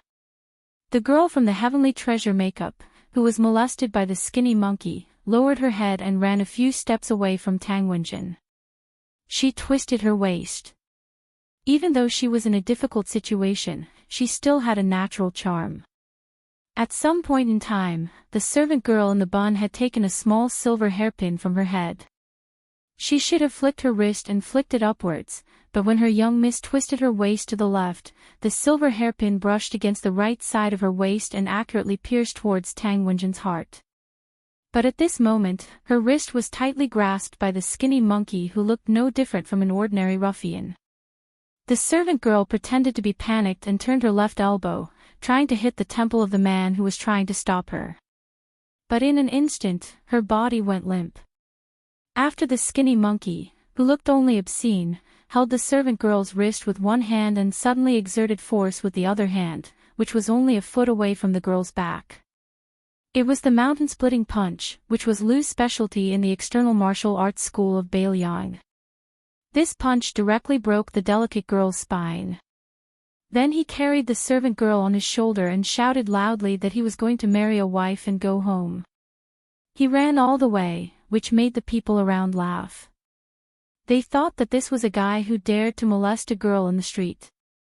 He would have to eat in the state prison after this. Chapter 1348.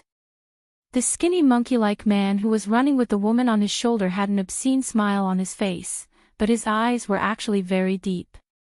As a direct descendant of the Lu family, the first in external martial arts, in Bailiang, although his name did not appear in the genealogy of the Lu family, his skills and temperament were naturally the best. In fact, he was an A-class master of the whisk room who had been lurking in Chongqing City in Yuzhou province for many years. At the age of 20, he was already a level 3 master of both internal and external martial arts. The maid he killed was not simple either. She was a butterfly catcher from the spiderweb room in Baimang. After the successful strike, the skinny monkey-like man did not make any unnecessary movements and directly withdrew from this unconventional battlefield.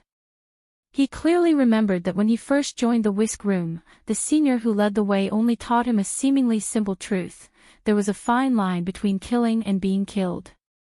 After saying this, the senior smilingly asked him if he understood. Before the skinny monkey-like man nodded, he was sent flying backward. After lying on the bed for 2 months, he could finally get up and walk. After that, he understood a little. In the whisk room, which was built by Chu Lushan, rules were the most important. When and where to kill, what method to use to kill, when and where to withdraw. If there was an accident, someone else would secretly remedy it. No one was allowed to act on their own. The most taboo in the whisk room was to be self-righteous. If anyone dared to break the rules, Chu Lushan, the team leader, had a variety of rules to teach people. Therefore, for so many years, the assassination of the whisk room spies and men of sacrifice was very clean from the beginning to the end. Over time, there were very few accidents. After seeing the butterfly catcher being carried away, the old man in the felt hat who had thrown a string of copper coins to the vaudeville dwarf blocked in front of the man and woman in linen clothes, preventing them from getting closer to Tang Wenjin and her husband. The old man greeted them with a smile as if he had met a long-time friend of his. In an instant, he exchanged 6 moves with the young man. Finally, the old man with a kind smile put his arm around the young man's shoulder and stabbed a poison dagger into the waist of the Baimang catcher. What's more, the dagger was quickly pulled out and stabbed again. The young woman who had disguised herself as the butterfly catcher looked at all of this as usual. Even when the old man in the felt hat supported her husband and quickly moved away from her, she did not move. However, the corners of her mouth were slightly raised. When the old man in the felt hat realized that something was wrong, his head seemed to have been hit violently and he leaned back. The old man with blood oozing out of his forehead saw a young child standing not far away. The child, who looked innocent, tilted his head and gently spat out the second hawthorn seed. Then, the old man in the felt hat, whose vision was blurred, laughed.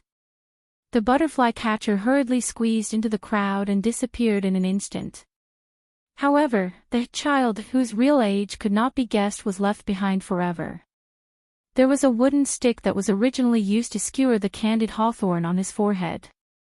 The honest old man who was selling candied hawthorns on the street picked up the child and quickly walked to the old man in the mink hat who was about to fall back. He inserted the stick that was full of candied hawthorns into the ground and freed one hand to support his old friend and the dead catcher. The old man in the felt hat was speechless. He looked at his old friend who had quarreled with him for half of his life. His lips trembled, but he could not say anything. The latter's eyes were red. He first wiped the blood on his old friend's forehead and then pulled his old friend's felt hat to cover his forehead. He said softly and hoarsely, "Lao Rong, when the Qingming festival comes back, I'll definitely bring you a pot of good wine that Master Chu gave me last year. Don't worry." The old man in the felt hat leaned back against the stick and slowly closed his eyes.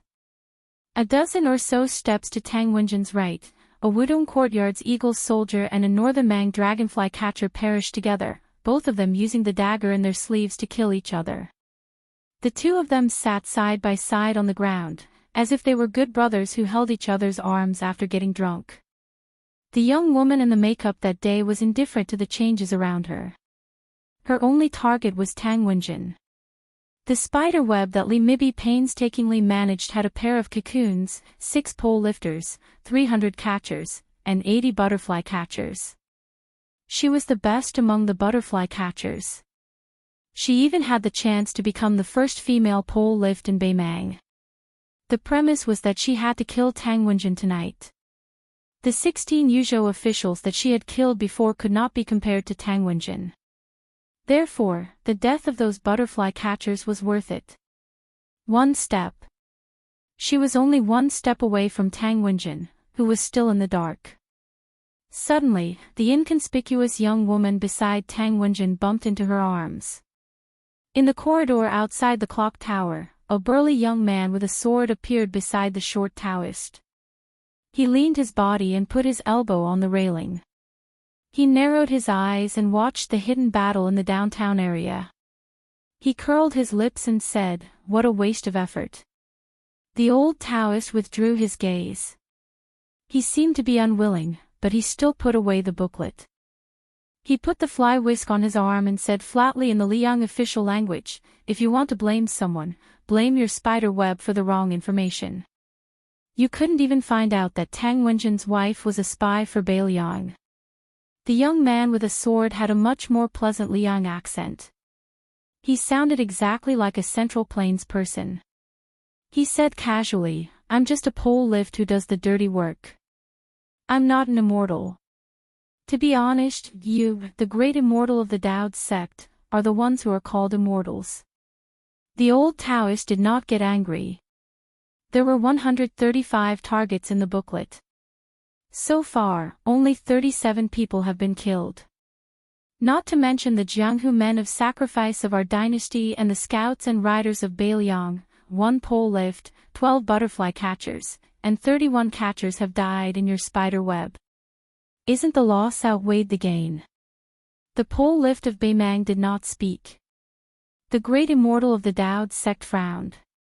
We don't have any backup for this trip to Chongqing City. Do you want to join hands with me to kill the heavily guarded Yuzhou General Huang Fujin? The young swordsman with old age spots on the back of his hands sneered. Apart from you, Chui Wazi of the Daoist sect, who came with me to watch the show, the yin-yang face in the princess's tomb, the great music house of the chess and sword music school, and the 2 on the devil's master ranking didn't show up. Aren't you curious where they are? Why did the 5 of you only make a few moves along the way? It's not like Beiliang didn't send anyone to guard the front line of the Calabash Cave. Half of the Tide Listening Pavilion's experts are hiding there, waiting for an opportunity. The immortals of the Daoist sect were good at cultivation, but they were not enlightened when it came to these dirty tricks.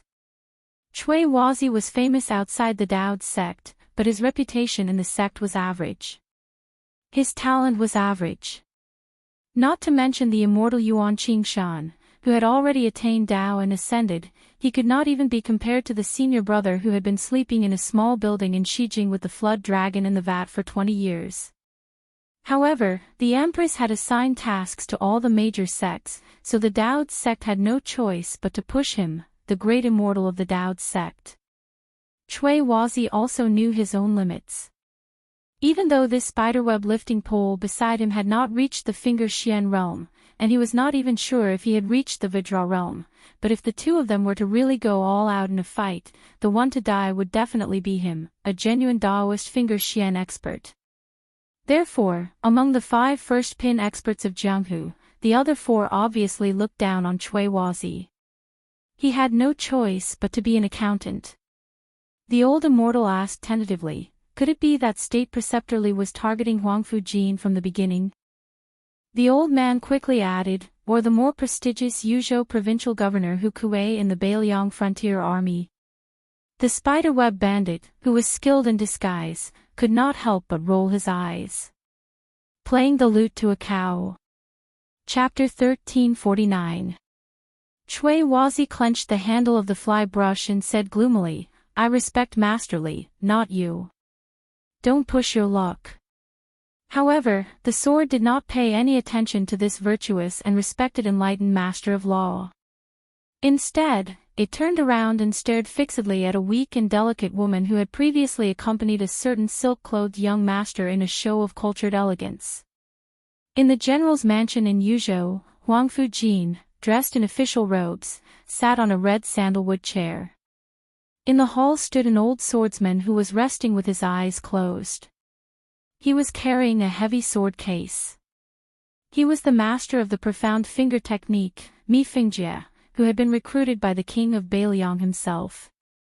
Compared to Chui Wazi, who practiced the profound finger technique on the bell tower, Michigan Fingjie's profound finger technique was based on the sword.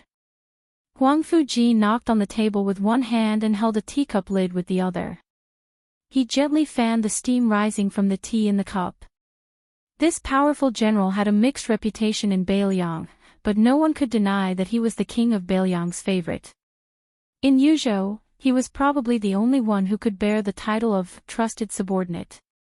Huang Fujin could drink, but he did not like to drink.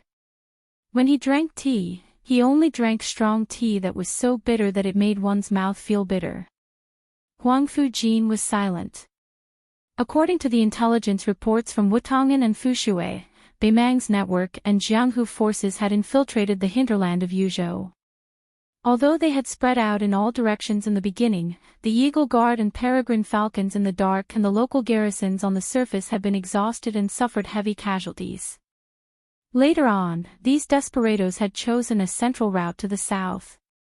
Then, under the cover of large-scale assassinations on the left and right, they had gone straight to Yozhou's capital, Chongqing City. The target of the assassination was obvious. It was either him, the general of Yuzhou, or Governor Hu Kuei.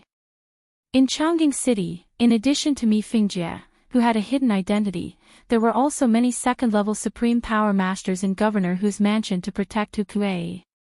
There was also that crazy woman, Fan Shaochai, who was hiding in the city. It seemed reasonable for Beimang to attack Chongqing City, which was heavily guarded but had plenty of bait. After all, the life and death of Huang Fujin and Hu Kuei could affect the situation in Yuzhou province. Huang Fuji suddenly covered the teacup and said in a low voice, "That's not right." At the same time, on the outside corridor of the clock tower, Beimang, who realized that his identity had been exposed, lifted the pole and jumped without hesitation, leaving the Immortal of Morality sect to deal with the dangerous woman who had hidden herself deeply. He laughed and said, "Cui Wazi, it's time for you to sacrifice your life for the country. When we successfully kill Yan Wenluan, I will personally send the compensation to the Taoist sect." General Yan Wenluan's tent was not in the hinterland of Yuzhou. It was only 150 miles away from the mouth of the gourd. At first, when the Yuzhou border army heard that a large number of Beimang assassins had infiltrated, they sent out 20 scouts of each group of 50 people. Great Ancestor Gu was different from Qin Yinshui, who was stationed in Yuzhou. Great Ancestor Gu was in charge of the situation at the border of Liangzhou province. Because he was worried about the safety of the commander, he even asked Zhou Kong, the deputy commander of the cavalry army, to send the most elite crossbowmen to the old general's tent. He completely ignored Yan Wenluan's objection and sent them to the old general's tent in case of any accidents. As the spy reports were sent, it showed that the Beimang assassins kept coming south. Especially the tent of the deputy commander of the infantry army, Qin Yinshui, was attacked at night. The Yuzhou army suffered heavy casualties. If it were not for the fact that there were enough third-level masters and masters in the ambush, the consequences would be unimaginable. Although the alert of Yan Wenluan's tent did not weaken, everyone was obviously relieved. This day just happened to be the time when the northern Mang cavalry crazily poured in from the other side of the gourd, the smoke of war rising from all directions. Yan Wenluan led 1,000 cavalry to rush to the front lines. Around the 1,000 cavalry, the crossbowmen on the 3 white horses and the first-rate scouts of the Yuzhou infantry were carefully and skillfully scouting. The more they did so, the more uneasy Yan Wenluan's guard commander felt when the 10 of them blocked the path of the 1,000 cavalry. At the end of the road, the person in the lead was a woman whose face was covered by a white veil. Beside her was a middle-aged scholar with thin eyes and a long beard. He had a Xiaoyao bandana on his head and a dark purple bamboo flute at his waist. They were the Princess Tomb and Little Thoughts. Chess and Sword Music School, Great Music House. Behind the 2 of them were 2 of the 10 giants of the Beimang Demon Path. A dwarf sat on the shoulder of a giant. It was a weird scene. The Beimang Jiang who only knew their nicknames, Iron Horseman and Thirsty Horseman. The latter was especially notorious. Just like the demon Xiao Ling who liked to eat people's hearts and livers, they liked to drink the blood of living people. In the most unsociable position at the back, a white-haired old woman was coughing heavily. She had a delicate and beautiful flower on her head. The other 5 were all outstanding first-rate experts of the Beimang Jianghu. Yan Wenluan raised her arm and the 1,000 cavalry suddenly stopped. The old general chuckled and said, "This time, the northern barbarians have quite the appetite." The cavalry commander of the personal army was deeply worried. He urged his horse to Yan Wenluan's side. But before he could speak, Yan Wenluan laughed and said, "Don't worry. There's nothing for us to do today. Just enjoy it. In the end, there's still the existence of 10,000 enemies in the world. We generals who rely on the strength of our soldiers and horses have no choice but to accept it." In the cavalry commander's confusion, one of the cavalry silently stepped out of the formation. A man holding a long spear took off his helmet.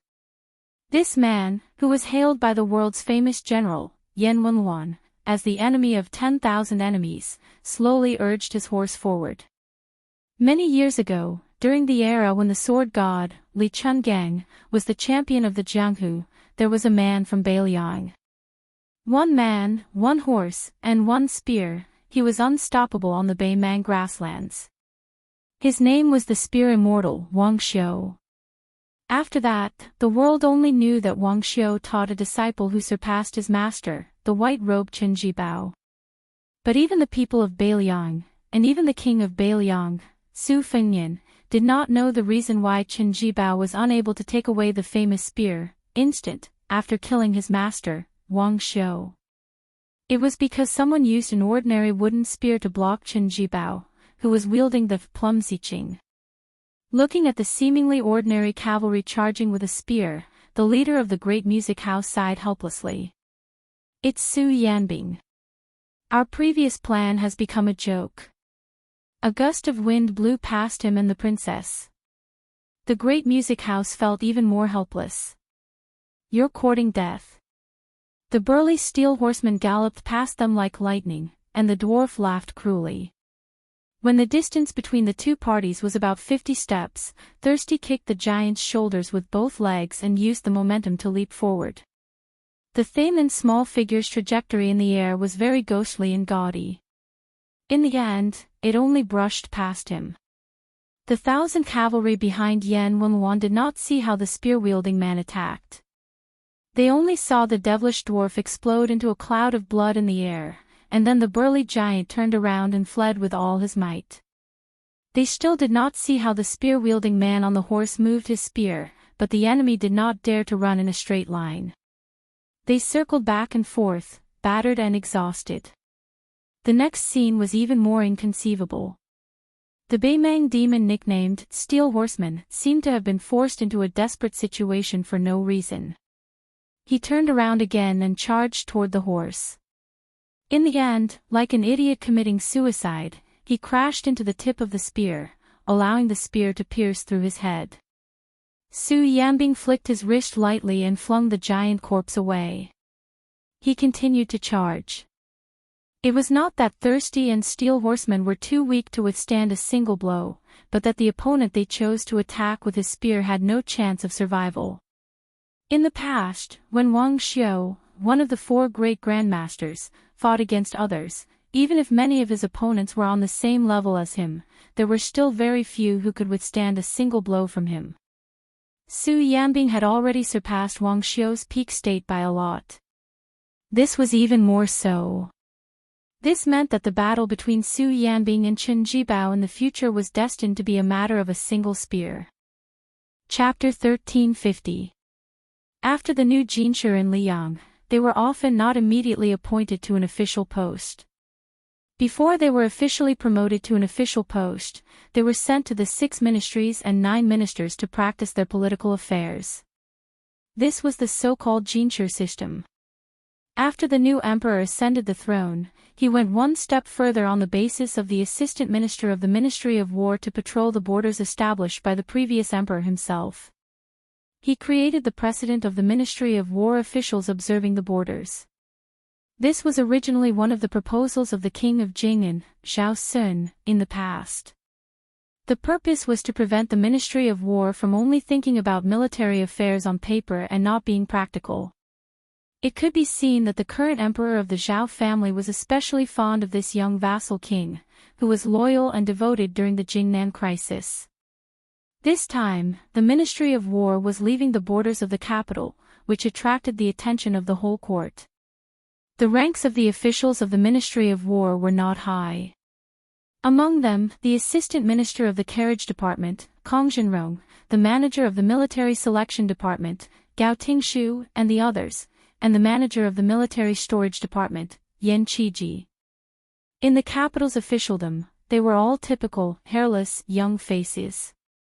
There were 2 reasons why the big shots in the imperial court paid attention to them. The first reason was that the first choice for observing the borders was not the expected 2 Liao provinces, where the assistant minister of the Ministry of War, Su Gong, was already coordinating with the Eastern Front. It was the northwestern frontier fortress of the Great Desert Smoke, Beiliang Road. The second reason was that the officials carefully selected by the Ministry of War were extremely thought-provoking. Among them, Gao Tingshu, the new second place, and Wu Zongxian, the same year in the officialdom, were able to rise to fame in Tai and city. Obviously, it was not enough to rely on their first or third place status. If it were not for Jin Sanlang, who spared no effort to add fuel to the fire, they would have been eclipsed by the government observation in 2 or 3 months at most. In the Zhao family Yamen, where there were many high-ranking officials, the Yonghui era had lasted for more than 20 years, so there was no shortage of Zhuangyuan, and Tanhua. As for the Jinshi, there were even more. Who in the world did not know that Jin Lanting, who had helped Gao Tingshu and helped him, had regarded the Beiliang Su family as enemies? In addition, Yan Qiji and Kong Zhenrong's accompanying patrol was even more interesting. The Yan family entered the capital because of a woman, and Yan Jieshi and Yan Qiji became relatives of the emperor. What was even more unexpected was that the fourth prince, who had no ambition, could easily break the unshakable shackles of the imperial family's inheritance by not fighting for power. In the end, he smoothly became the emperor in the south. The emperor's father-in-law, Yan Jieshi, was previously a scholar of the Dongyuan Pavilion. Yan Qiji, who was often teased and bullied by the playboys of Tai and city when he first entered the capital, had now become the emperor's uncle. Who did not know that the emperor not only had a deep relationship with the empress, but also had a close relationship with this gentle and elegant brother-in-law before he ascended the throne? Otherwise, how could Yan Qiji, who was also a Jinshi, become the head of the armory department of the Ministry of War? How could he be personally escorted by the assistant minister of the Ministry of Appointments and even have Minister Liu of the Ministry of War personally greet him? Kong Zhenrong was also born in Beiliang. His father, Kong Dai, had entered the capital to become an official and joined the second prince's tutelage. Kong Wuxia and Yan Qiji were brothers who could wear the same pants as the king of Beiliang when they were young. Adding on Li Hanlin, the only one left in Beiliang, the four of them had visited at least 70 or 80 brothels together in Beiliang, if not 100. Thus, there was a lot to chew on. Of the four brothers, not to mention Su Fengnian, the hereditary king of the border, even if Li Hanlin had a father who was a second-level official in Liyang, what position was he in now? He was just a small crossbow bolt. Moreover, Li Gongda, who was widely recognized as a skilled official, had only been a governor for a few days. His butt had not even warmed the chair before he was quickly pushed aside by an outsider like Song Dongming. On the contrary, in the capital, not to mention Yan Qiji, who had an extraordinary status, Kong Zhenrong was already a powerful figure in the Ministry of War. If they were in any other province, even an old county governor would have to address Kong Zhenrong as his brother and treat him with great care. Perhaps, the latter would not be willing to accept it. Not long after they entered the border, they received the shocking news that the Beimang army was advancing on 3 fronts. The old men of the Ministry of War intended to take a detour around the relatively peaceful border of Yuzhou as an explanation to the imperial court. After that, they would immediately set off for Ji Bei to greet Yuan Tingshan, who had recently risen to power. After that, they would go to Liao province and meet with Gu Jiantang and the right assistant minister of the Ministry of War, Su Gong. It was supposed to be a safe and peaceful journey. However, they did not expect that they would encounter such a tricky situation as soon as they entered the eastern part of Yuzhou. Who knew if that northwest barbarian surnamed Su would feel that he had been disgraced by the imperial court and become so bold that he would order the Beiliang frontier army to disguise themselves as Beimang cavalry and wipe out all the officials of the Ministry of War. Among the officials of the Ministry of War, a few old men who had witnessed the dangers of the officialdom hurriedly stopped at a courier station at the border. They discussed for the entire night but still failed to come up with a perfect plan. However, the young and vigorous Gao Tingshu did not agree with them. Not only did he propose to go straight to the calabash mouth of Yuzhou, but he also proposed to take a look at Huda City, which was the most impregnable pass in the northwest of Liangzhou province. The old men, who were already afraid of the cold, were so scared that their lips turned purple. If not for the fact that the bannerman was a junior in the officialdom who had a good impression on both Gu Jiantang and Minister Liu, he would have been kicked out of the Ministry of War by the time he returned to the capital. Compared to Gao Tingshu, who was like a newborn calf that was not afraid of tigers, Yan Qiji, who had been gentle and courteous along the way, was much more amiable in the eyes of those old foxes in the officialdom. After a torturous night at the courier station, they did not know how many times they had picked the wick.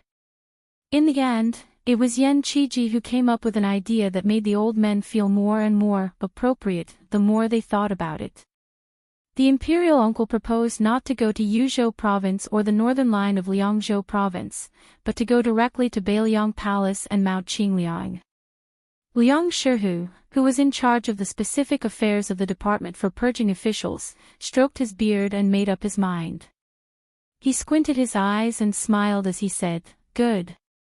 Official Liang found this young imperial uncle more and more pleasing to the eye. Going to Mount Qingliang, which was famous throughout the world, was a good idea. No matter how unruly the king of Beiliang was, even if he had dared to send troops to resist an imperial edict, he would not be so daring as to kill someone in his own palace, right?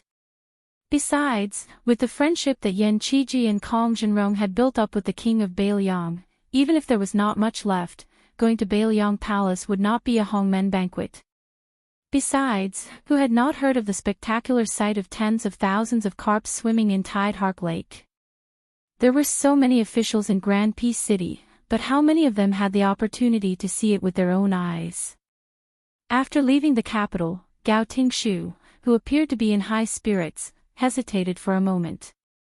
In the end, he did not say anything that would offend the public. It seemed that Manager Yan's status as the imperial uncle was not something that he, the second-ranked scholar with an unstable foundation, could provoke. Chapter 1351.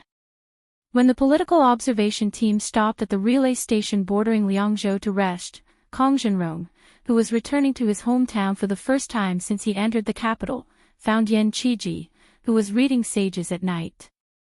He sat down and did not say anything. After a few years of polishing, Yan Qiji gradually lost the childishness of a foreigner entering the capital. Furthermore, he had a scholarly temperament. After the Yan family had a meteoric rise, this young scholar with a weak temperament had imperceptibly become more assertive. This made his father, who was the Grand Secretary of the Grand Hall, feel very gratified. Kong Zhenrong did not speak, and Yan Qiji did not take the initiative to speak either. There was only the sound of him flipping the book and the occasional sound of the lamp wick cracking in the room. In the end, it was Kong Wuxia who could not hold it in and asked in a low muffled voice, "Yan Qiji, do you think Brother Feng will be angry and refuse to see us?" Yan Qiji continued to read and seemed to be unsure. He said softly, "I don't think so." Kong Zhenrong, who had just shaved his beard this morning, touched his stubble and sighed sadly. "You are lucky. You and Hanlin have been together with Brother Feng for a few more years. I ran to the capital a few years before you. The last time Brother Feng went to the capital, my father was muddle-headed and tricked me to go to the south of Jingji early. In the end, we did not meet. Yan Qiji, you read more books. Do you think Brother Feng will think I am not loyal? If I had known it would be such a depressing situation, I would not have gone to the capital with my father even if I had run away from home." Yan Qiji did not flip the book again. He stopped at the page in his hand and was silent. Kong Zhenrong asked, "Why don't you go to the Ministry of Personnel or the Ministry of Rights? Why did you come to the Ministry of War? Didn't you hate war and bloodshed the most since you were young?" Yan Qiji sighed. "It is because I hate it that I want to go to the Ministry of War." Kong Zhenrong rolled his eyes. "You scholars have a lot of tricks up your sleeves. You don't say it directly. Others take off their pants to fart, but you wear your pants to shit." Yan Qiji's eyes suddenly sharpened. He looked out of the window and whispered, "When you go back, tell Uncle Kong to stop writing to King Tang of Gangnam-do. Seeing Kong Zhenrong's confused appearance, Yan Qiji almost squeezed out word by word. Especially the matter of King Tang sending people to the capital to present the auspicious white deer. Tell your father not to get involved. Kong Zhenrong wondered, isn't this a good thing? Yan Qiji sneered, you don't have to care about anything. You just need to tell your father that it was an unintentional remark I made after a family banquet. Your father knows the severity of the matter. Kong Zhenrong, who used to be Yan Qiji's shield, looked at Yan Qiji's face and said softly, eating chicken Yan, I don't think I know you. Yan Qiji's originally tense face softened a little. He picked up the book on the table again and said almost to himself, I didn't want to either. The following trip to Liangzhou made the hearts of the officials, including Liang Zhenrong of the Department for Purging Officials, slowly relax. Not only did the local armies of Liangzhou open the gates for them, there was also a newly appointed lieutenant who personally escorted them to the outskirts of Liangzhou city. Although there was a hint of surveillance, at least on the surface, it gave enough face to the Ministry of War's political observation this time. Liang Zhenrong did not have a military background, but as an old official of Zhonglu of the Ministry of War, his vision was not bad. He could tell that Beiliang's local army was strong, far superior to the capital and Jizhou. Naturally, he began to feel fear of the Su family's 300,000-strong cavalry. He sighed with emotion. It turned out that Beiliang's light cavalry was already so majestic. When the group of officials, who were looked at like monkeys by the people of Liangzhou, arrived at the gate of the king's mansion at the foot of Mount Qingliang and saw the two stone lions that were as tall as two people, even the experienced and knowledgeable old men of the Ministry of War looked at each other and gasped. How majestic! Yan Qiji and Kong Zhenrong's expressions were complicated. Gao Tingshu snorted coldly, scaring Liang Zhenrong into coughing heavily, afraid that the people of Beiliang Palace would hear. In Liang, there had always been a saying that the local officials were 3 feet lower than the officials of the capital. This meant that the prestige of the officials of the capital was naturally 3 ranks higher than that of the local officials. Now, there was no need to mention the officials of the Ministry of Personnel who were arrogant towards the officials of the capital. Although the Ministry of War, which had lost its backbone, was beginning to be overshadowed by the Ministry of Personnel led by the new, heavenly official, of Liang, Mao Chen, its prestige was still there. Liang Zhenrong was the chief official in charge of all the political plans in the world and a proud scholar. Therefore, when he led the way through the side gate of Beiliang Palace, he had the air of a capital official that swayed his sleeves as he walked.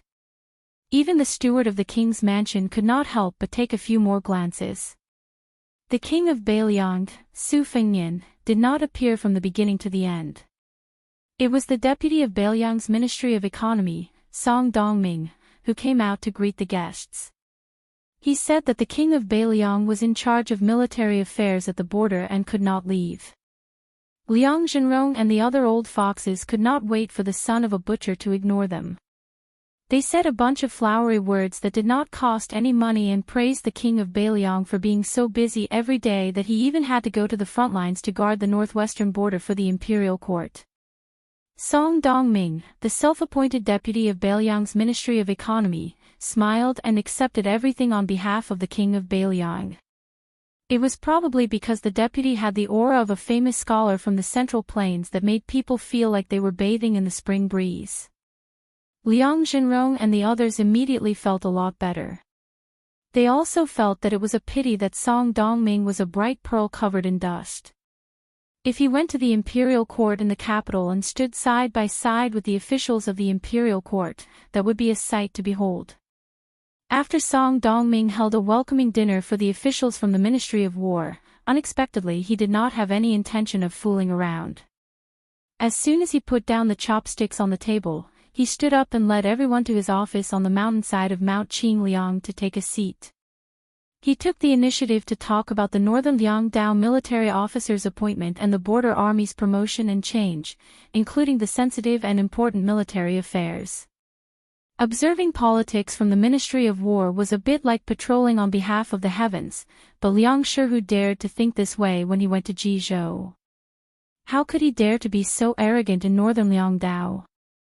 He had originally thought that they would be lucky if they could eat a few meals and drink a few pots of green ant wine. He had even prepared himself to be ignored.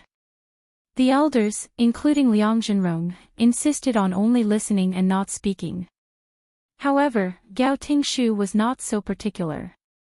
He asked many times about the distribution of troops in Beiliang and the specific military affairs at the border. Song Dongming did not show any displeasure and always found some excuse to skip the questions. Liang Zhenrong was originally happy that Gao Tingshu was the first to stick his head out. If he could really find out the truth, it would be a great contribution. However, after the young manager kept asking, Song Dongming narrowed his eyes and lowered his head to drink his tea. Liang Zhenrong could no longer sit still. He glanced at the door in fear, afraid that if the deputy threw his cup, 500 executioners would rush out and push them to the ground, chop them up, and feed them to the dogs. Liang Zhenrong hurriedly tried to smooth things over. He said that he had heard that the scenery of the Tide Hark Lake was the best in the world and wanted to bring his colleagues to see it for themselves. Song Dongming did not stand up this time. He only smiled and let his subordinates lead the officials to Tide Hark Lake. Song Dongming then went to the top of the mountain alone. He looked at Su Fengnian, who was travel-worn, and asked, "Since you're back, why don't you talk about the old days?" Su Fengnian shook his head. He looked at Tide Hark Lake and said, "Sir Song, come with me to the back of the mountain. Let's go together and engrave the 296 names on the tombstone." Song Dongming nodded. The deputy of the administrator, who was walking with Su Fengnian to the back of the mountain, was obviously angry for a long time. Finally, he could not hold back his anger and said, "What a good saying. But what about the 296 people in Beiliang?" Su Fengnian said calmly, "Beiliang will remember it." Chapter 1352.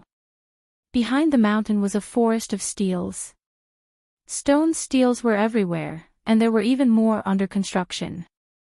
Most of them were still wordless, but there were already several hundred stone steels in the periphery that already had owners. They were all made from calligraphy pills, and they were all from the dragon elephant cavalry who had died in the battle in Liuzhou at the end of the auspicious year. There was an ancient saying that one would be thin if they used ink, and fat if they obtained vermilion. Therefore, calligraphy pills were best made with strength and hard bones. The people who had drawn these stone steels were two renowned Beiliang calligraphers. Because Mi Chang and Ping Henian lived in the north and south of Liangshan, there was a saying that the south's muscle and the north's bone. Because of the conflict between the north and south, the two old calligraphers put on a stance that they would never interact with each other. Moreover, when great General Su Shao was still alive, they did not think much of Beiliang's military and political affairs. However, when the Beiliang Palace announced that they were going to erect 300,000 stone steels, Mi Chang was the first to go to Mount Qingliang. He asked a few questions, and after getting the answers, he stayed there and then wrote a letter to Ping Henian. The general idea was, "Grandson Ping, do you dare to come face to face with your grandfather?" Afterwards, Ping Henian took the set of 4 treasures of the study that he regarded as his life and ran to the back of Mount Qingliang. He and Mi Chang built a hut and lived next to each other. The two old enemies actually became neighbors. Then, in the midst of the two old men sparring, or more accurately, quarreling with each other, the deputy administrator Song Dongming personally gave them a list. On the list were names and 2 simple things, when and where they were born, and when and where they died. At the beginning of the calligraphy pill, the two old men still had the intention of competing. Later, when Mi Chang wrote a name, he suddenly burst into tears. Lu Hongyi, a young man from Chenshui County in Lingzhou. When he was young, he relied on his family background and was unbearably naughty. This old man even scolded him for wasting that name. This child was only 21 years old, how could he die just like that? After that, Mi Chang Ping Henian became more and more silent. Other than communicating with the stonemasons who were responsible for carving the words on the back of the book, he did not like to talk much. Today, when the Mi and Ping elders heard that someone had arrived at the steel forest, their hearts tightened. With complicated feelings, they took their luggage and ran over to take a look. To their surprise, it was the king of Bailiang who had come in person. The two elders were not used to bowing to anyone, so their actions were very unfamiliar. Su Fingnian hurriedly helped the two elders up, but did not exchange any pleasantries. After a moment of hesitation, he divided the pile of paper into 4 portions, one for him and one for Song Dongming, and the other half for Mi and Peng, the 2 calligraphy grandmasters. The 4 silently began to write on the steel. Behind the 4 of them, there were 2 to 3 skilled craftsmen who had already prepared the tools and were waiting for the carving. In the evening, the sound of metal and stone clanging could be heard. Su Fingnian and Song Dongming finished half an hour earlier than the 2 old men. By the time they finished the last batch of rice, it was already dark. They didn't even have time to wipe their hands full of red rice. The old man walked to Su Fingnian's side with a tired look and asked in a deep voice, "Why are there wars everywhere in the hinterland of Yuzhou?" Su Fingnian said softly, "The spies of Beimang have infiltrated and are wantonly assassinating the officials of Yuzhou." Mi Chang directly pointed at Su Fingnian's nose, jumping up and down as he cursed. "Back then, when your father was still alive, Northern Mang also had assassins ambushing us. How could they have been stopped outside the pass? How did you become the king of Bailiang? Aren't you the best ace in the world, Su Fingnian? Do you only know how to stare all day long? You watch people die in front of your eyes, and then you collect their corpses and pretend to write a few names." Song Dongming was about to speak when Su Fingnian, wearing a thick fur coat, waved his hand and stopped the deputy administrator's explanation. He looked at the old man and said apologetically, "I didn't do a good job." Ping Henian's personality was not as impatient as Mi Chang's, but he was still angry. However, he still pulled on the latter's sleeve. When Su Fingnian had walked far away, the gloomy-faced Mi Chang spat heavily at the back of the figure. He threw the priceless green crab shell inkstone in his hand onto the ground and said, "I'm not writing anymore. I'm not staying in Bailiang anymore. I'm going to Jiangnan. I'll write the word Su Fingnian is a bastard for as long as I can live in this life." Not long after, Song Dongming turned back and saw Mi Chang standing in the same place with his eyes closed. Ping Henian squatted on the ground and sighed. Neither of them picked up the inkstone. Song Dongming bent down to pick up the inkstone. He was not in a hurry to return it to its owner. He looked at the top of Mount Qingliang and said in a low voice, "The 2 of you probably haven't heard of Beimang's sword aura is close to Huang Qing and who the founder of the chess and sword music school's bronze statue is. Neither of you have seen a real dragon. In fact, I, Song Dongming, have never seen one. But I know 2 things. First, Huang Qing died in Liuzhou. The real dragon raised by Beimang is also gone. Along with it, hundreds of qi cultivators hiding in Beimang's Shijing are also dead. The second thing is that there are 2 tombstones here. They are almost engraved with 2 names. Coincidentally, both of them have the surnames Su, Su Longxiang and Su Fingnian." Song Dongming turned around and returned the ancient inkstone to Mi Chang. He smiled calmly and said, "If Beimang is really gone one day, Su Fingnian will definitely be included on the tombstone. Of course, I, Song Dongming, am an outsider. At that time, I hope that old me will be willing to write it." After saying that, Song Dongming slowly left. Ping Henian deliberately did not look at Mi Chang, whose face was flushed red. He counted with his fingers and seemed to be talking to himself. "Su Fingnian is a bastard. That's not right, old me. You calculated wrongly. It's 9 words, not 8 words like you said." Mi Chang carefully kept the ancient inkstone. He rolled his eyes and said, "Mi Chang is a bastard, okay? It's exactly 8 words. Ping Henian laughed out loud and said, "Sure, why not? Isn't your birthday in a few days? I'll write a piece of calligraphy for you. How about that?" Mi Chang did not care about being polite. He flew into a rage out of humiliation and said, "Right your head." Chapter 1353. After that, the two old men did not immediately leave the steel forest. Like last time, they carefully examined the stonemason's carving to prevent any mistakes. Generally speaking, even for the book core, because the stonemasons who carved the book core were often very different in terms of calligraphy, there was often a situation where the book core was out of shape.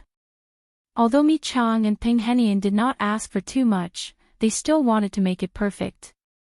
Perhaps the two old men felt that this was the only thing they could do well. However, the stonemasons' carving skills were satisfactory. Although they were not as good as the original, they were enough to express 50 to 60% of the original book core's charm. The stonemasons' meticulous carving was naturally much slower than their writing. Mi Chang carried a lantern and checked the steels one by one. Suddenly, he heard Ping Henian anxiously calling him over. Mi Chang thought that one of the stonemasons had made a mistake and ran over to take a look.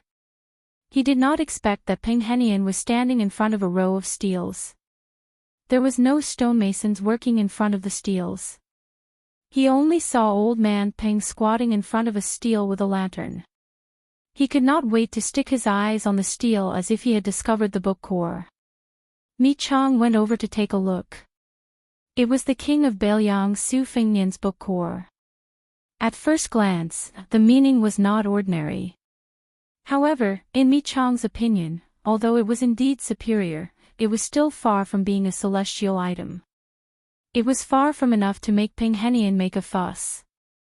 Ping Henian did not turn around. He stretched out his hand and touched the carving. Soon, he staggered backward and fell to the ground. His eyes were closed and tears flowed out of his eyes. He threw the lantern away and covered his face with his hands. His expression was extremely painful. He pointed at the steel and shouted, "Old me, come closer and look with your eyes wide open. But remember, don't look for too long. Remember." Mi Chang raised the lantern and looked carefully. He only felt a sharp chill in his face, making him feel as if he was in an abyss. Obviously, this was not because of the Su Fengnian's book core, but because of the finishing touch of the carving master. Mi Chang's eyes soon stung. He closed his eyes and shook his head hard. He murmured, "The beginning and the end are decisive, like the kundo cutting jade. How could this be carved by the best stonemason in the world in such a short period of time? This is truly a work of the gods." Ping Henian sat on the ground and rubbed his eyes. He sighed. Someone wrote it with their fingers. That's the only explanation. Mi Qian said incredulously, "Most martial arts grandmasters can make swords with their fingers, but there is no one in this world who can write such charm." Ping Henian smiled bitterly. Could it be a ghost? Mi Qiong stood up and looked at the night sky with the lantern in his hand. "I didn't believe in ghosts and gods before, but now I hope that ghosts and gods really do exist in this world and can bless us, Bailiang, and defeat Beimang." Ping Henian slapped his head. "Hurry and have someone tell His Highness about this. Don't complicate things." Su Fengnian quickly rushed over. Beside him were a man and a woman who carried the lantern. There was a great difference in age between them. One was Mi Fingjie, the master of the heavy sword cave, whose realm was still steadily rising. The other was Fan Shaochai, a loyalist of the northern Han nobility. The former had been guarding Huangfu Jin during the Battle of the Spies in Yuzhou and had not accomplished anything. However, Fan Shaochai had killed Cui Wazi, the Daoist priest of the Daoist sect, on a clock tower in Chongqing City. By the time the spies from Wutongan and Fushui went up to clean up the mess, the scene they saw was truly tragic. Minced meat was everywhere, and the walls were stained with blood. At the time, they saw Fan Shaochai sitting on the balcony railing, fiddling with the flybrush that had been left behind by a Xian finger expert. She did not seem like a powerful top-notch assassin, but rather like an innocent young girl. Su Fengnian squatted in front of a monolith. Beside him was a middle-aged man who was also the leader of Bailiang Palace's guards. The latter was apprehensive as he reported, "We've found it. This stonemason is called Wuxia. He should be using an alias. He has been a third-rank servant for 16 years and 4 months. His nickname is Old Ginger, because the old man likes to eat ginger, regardless of whether he eats or drinks." Last year, when the Monolith Forest was recruiting craftsmen, Wu Jiang was transferred here from the prince's estate. His Highness, this subordinate was incompetent and did not recognize him well. "Please punish me." Su Fengnian shook his head. "It has nothing to do with you. There is no need to blame yourself." Su Fengnian slowly stood up. He turned to Mi Fingjie and asked, "How is it?" Mi Fingjie said in a low voice, "I only saw a word and a sword." The sword aura was unstoppable. Su Fengnian smiled. Wu Jiang, Wu Jiang. Wu Jiang, Jiang family, is to chew without boundaries. Su Fengnian said softly, "This person has no ill intentions. You don't have to investigate this matter." Su Fengnian returned to Mount Qingliang and walked towards the mausoleum. His parents were sleeping there. After Su Zhao's death, Su Fengnian built a cenotaph for his master, Li Yishan. Su Fengnian walked into the mausoleum path alone and remembered many things. His master said that the words on tombstones were the saddest in the world because the epitaphs were all written by the living in the world of the living to the dead in the world of the dead. The deeper the feelings of the person who wrote it, the harder it was to write it, the more godly it was. According to his will, Li Yishan's ashes were scattered on the yellow sand of the northwest border. Originally, his master did not want a grave, but Su Fengnian still made a cenotaph on his own initiative. He did not write an epitaph, just like the monument forest behind Mount Qingliang. He only wrote his name and the time and place of his death. He believed that his master's spirit in heaven would not be too angry about this. Su Fengnian felt that Huang Longsha was dead. It was a strange feeling, but he did not doubt it. The 3 great devils of spring and autumn, Catman Han Xingxian died in Su Fengnian's hands. Butcher Su Xiao was gone, and 3-inch tongue chaotic spring and autumn's Huang Longshan was also gone. The 3 were no longer in this world. Huang Longsha occupied the top 3 of the 13 ranks of spring and autumn. He boasted that he was first in 19 Dao, first in cursive script, and first in divination of yin and yang. Sword armor Li Chungang died. Soldier armor West Chu's war Saint Yi Baikue died in the Battle of the Western Fortress, which made Qinji bow. The peerless sage Ya, the Empress of Chu, had also passed away. Zither armor, the blind zither player of the old southern Tang, drowned in the river with his zither after the fall of the country. Western Shu painting armor Zhou Yueying, before he died, he painted a long scroll of Shu's mountains and rivers. He lay on the scroll and died drunk. Earth armor Situ Shens, proficient in geomancy, looking for qi, pulse, and acupoints. After Li Yang unified the world, he was secretly sentenced to death. Dharma armor Sun Ping, cooked and eaten by the people. Daoist armor Qi Xuanjin died on the demon-slaying platform. Monk Shijia Dragon Tree died outside the Dao's sect in Beimang. Out of the 13 ranks of spring and autumn, 12 of them had already passed away. Only one unimportant Dao armor was left. It was likely that he had also died in obscurity due to the general trend of the world. In fact, ever since Gu Jiantang became recognized as the world's #1 saber master, this Dao armor, who had only appeared briefly in Jianghu and whose name was unknown, was mentioned less than Li Chungang, who had stayed under the Tide Listening Pavilion. When Li Chungang returned to being a sword immortal in the great snow plains of Mount Hui, he could not be compared at all. On a night in early spring, snowflakes floated down from the sky. The snowflakes seemed to be getting more and more intense. Su Fengnian could not help but stop and raise his head to catch the snowflakes. For some reason, Su Fengnian thought of White Fox's face and his or her two sabers, spring thunder embroidered winter. Su Fengnian still did not know who White Fox's face was. Was it really called Nangong Push? Why did she come to Bailiang? Why did she insist on entering the Tide Listening Pavilion? Su Fengnian would leave for Yuzhou the next morning. The reason he did not meet Yan Qiji and Kong Zhenrong was not because he had a problem with them, but for their own good. But even if he was misunderstood, even if he did not meet them, Su Fengnian still rushed back to Mount Qingliang. This was what brothers were like. Su Fengnian only recognized 4 brothers in his life: Li Hanlin, Yan Qiji, Kong Wuxia, and Wen Hua. Suddenly, Su Fengnian, who was walking slowly in the wind and snow, saw a strange figure standing in front of the 2 tombstones with his back to him. This scene did not make sense, nor did it make sense. The Bailiang Palace of today could be said to be heavily guarded, compared to the situation in which His Royal Highness had deliberately created a loose exterior and a tight interior in order to fish. Not to mention entering the forbidden area of the mausoleum. The figure turned around and said flatly, "Return on a snowy night." Chapter 1354. Su Fengnian did not know who the person on the stele was referring to, but with his excellent memory, he recognized the old man's identity at a glance. It was the old servant of Mount Qingliang who had temporarily become a stonemason, Wu Jiang, who loved eating ginger. When they first met, the old man was standing among the group of stonemasons. His figure was stooped, his face weathered, and he was not eye-catching.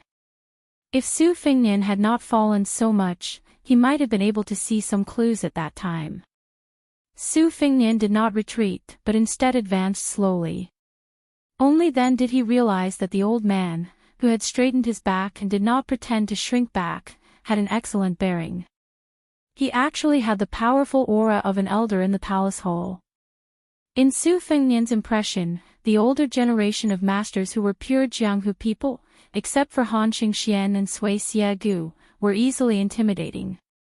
At first glance, old Huang, the old man in the sheepskin coat, and the old Zhenren of Mount Longhu, Xiao Shituan, were not even close to the high and mighty masters of the martial arts. This confirmed Su Fengnian's previous guess. Even if the old man, who used the pseudonym of Wu Jiang, was not the West Chu dynasty's master of calligraphy, Qi Lianhua, who was known as the second of the millennium ranking, he was still closely related to the master of calligraphy. It was not difficult for a person to hide one's inadequacies, but it was not easy to hide one's inadequacies in calligraphy. Qi Lianhua, who was born in a powerful family, was recognized as a master of calligraphy with extraordinary talent.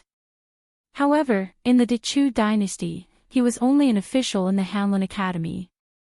He only did small things like helping the emperor's surname Jiang write articles on titles and inscriptions on steles.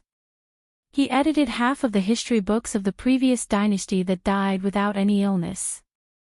Therefore, at that time, he was also nicknamed Qi Lianhua and Tianhua Lang. The latter implied that Qi Lianhua could only add flowers to brocade and not provide timely help. After the fall of West Chu, the Qi family of Guangling declined. Qi Lianhua's whereabouts were also unknown. Qi Lianhua was originally the West Chu's book armor, who was known for his semi-cursive script. As soon as his Warring State Style was published, it was praised as the world's second semi-cursive script. Later, Nailan Yusi, who was appointed by the Liang government as the double champion of spring and autumn calligraphy, had the world's first semi-cursive script, Xinguan style, to compete with him. However, the people of the world were not willing to accept this saying. They did not recognize Nailan Yusi as the double champion, and only recognized that Qi Lianhua's calligraphy attainment was close to that of the ancient sages. However, as for the spring and autumn book armor, it belonged to none other than Huang Longshi, who was known as the unrivaled champion in cursive script. Later on, Liang impatiently pushed out this old man of the Song family as the first champion of literature, but he was also sneered at by the people of the time. It was fine if this old man of the Song family was content to be the head of the literary world as a lackey of the Zhao family of Liang. However, with the Shengyin Academy's chancellor Qi Yang Longzhu in front of him, how could he be the first champion of literature for the spring and autumn book armor? The Liang imperial court was not satisfied. Although there was no first champion of literature, there was no second champion of martial arts. Therefore, they wanted to push Wang Xianji of the martial arts city as the first champion of literature. However, they were directly rejected by the self-proclaimed second in the world old monster Wang. As a result, there were many dazzling versions of the spring and autumn book armor. Among them, there was a certain number champion of the Taoist surnamed Zhao from Mount Longhu. However, the most widely circulated and most convincing version was still the earliest version. Although many people missed out on the spring and autumn book armor, no matter what, as long as they were nominated by others, they were naturally dragons and phoenixes among men. Su Fengnian's master, Li Shan, praised Qi Lianhua's calligraphy skills to the extreme.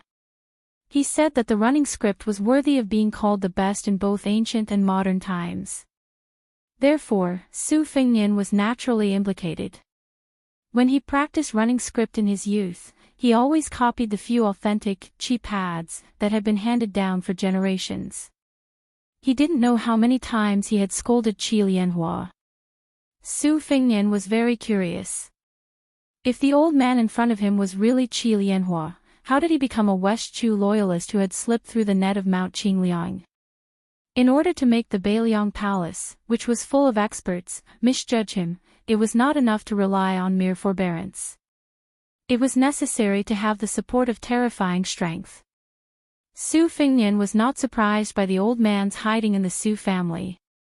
Jiang Ni was the only bloodline of the West Chu imperial family. Naturally, the West Chu scholars, who had been raised by the country for 200 years, would not be able to repay the kindness of the king even if they did not die. However, what really made Su Fengnian apprehensive was that the fact that the fallen princess Jiang Si had been brought back to Beiliang by Su Shao was a huge secret. Otherwise, Chao Chongqing would not have secretly investigated the Liang court for so many years without any results. How did the old man in front of him know about this? Su Fengnian did not immediately retreat from this mausoleum. Instead, he looked into the eyes of a remnant of the old Chu. This was actually a very big risk. Although Su Shao had taken the liberty of leaving behind a precious, remnant evil, surnamed Jiang for West Chu, after all, Su Shao had personally taken down the western fortress. He had also personally led the troops to break down the main gate of West Chu's imperial palace. The emperor and empress had died right in front of Su Zhao's eyes. It could be said that Su Zhao's feelings toward West Chu could only be described as personal gratitude and national hatred.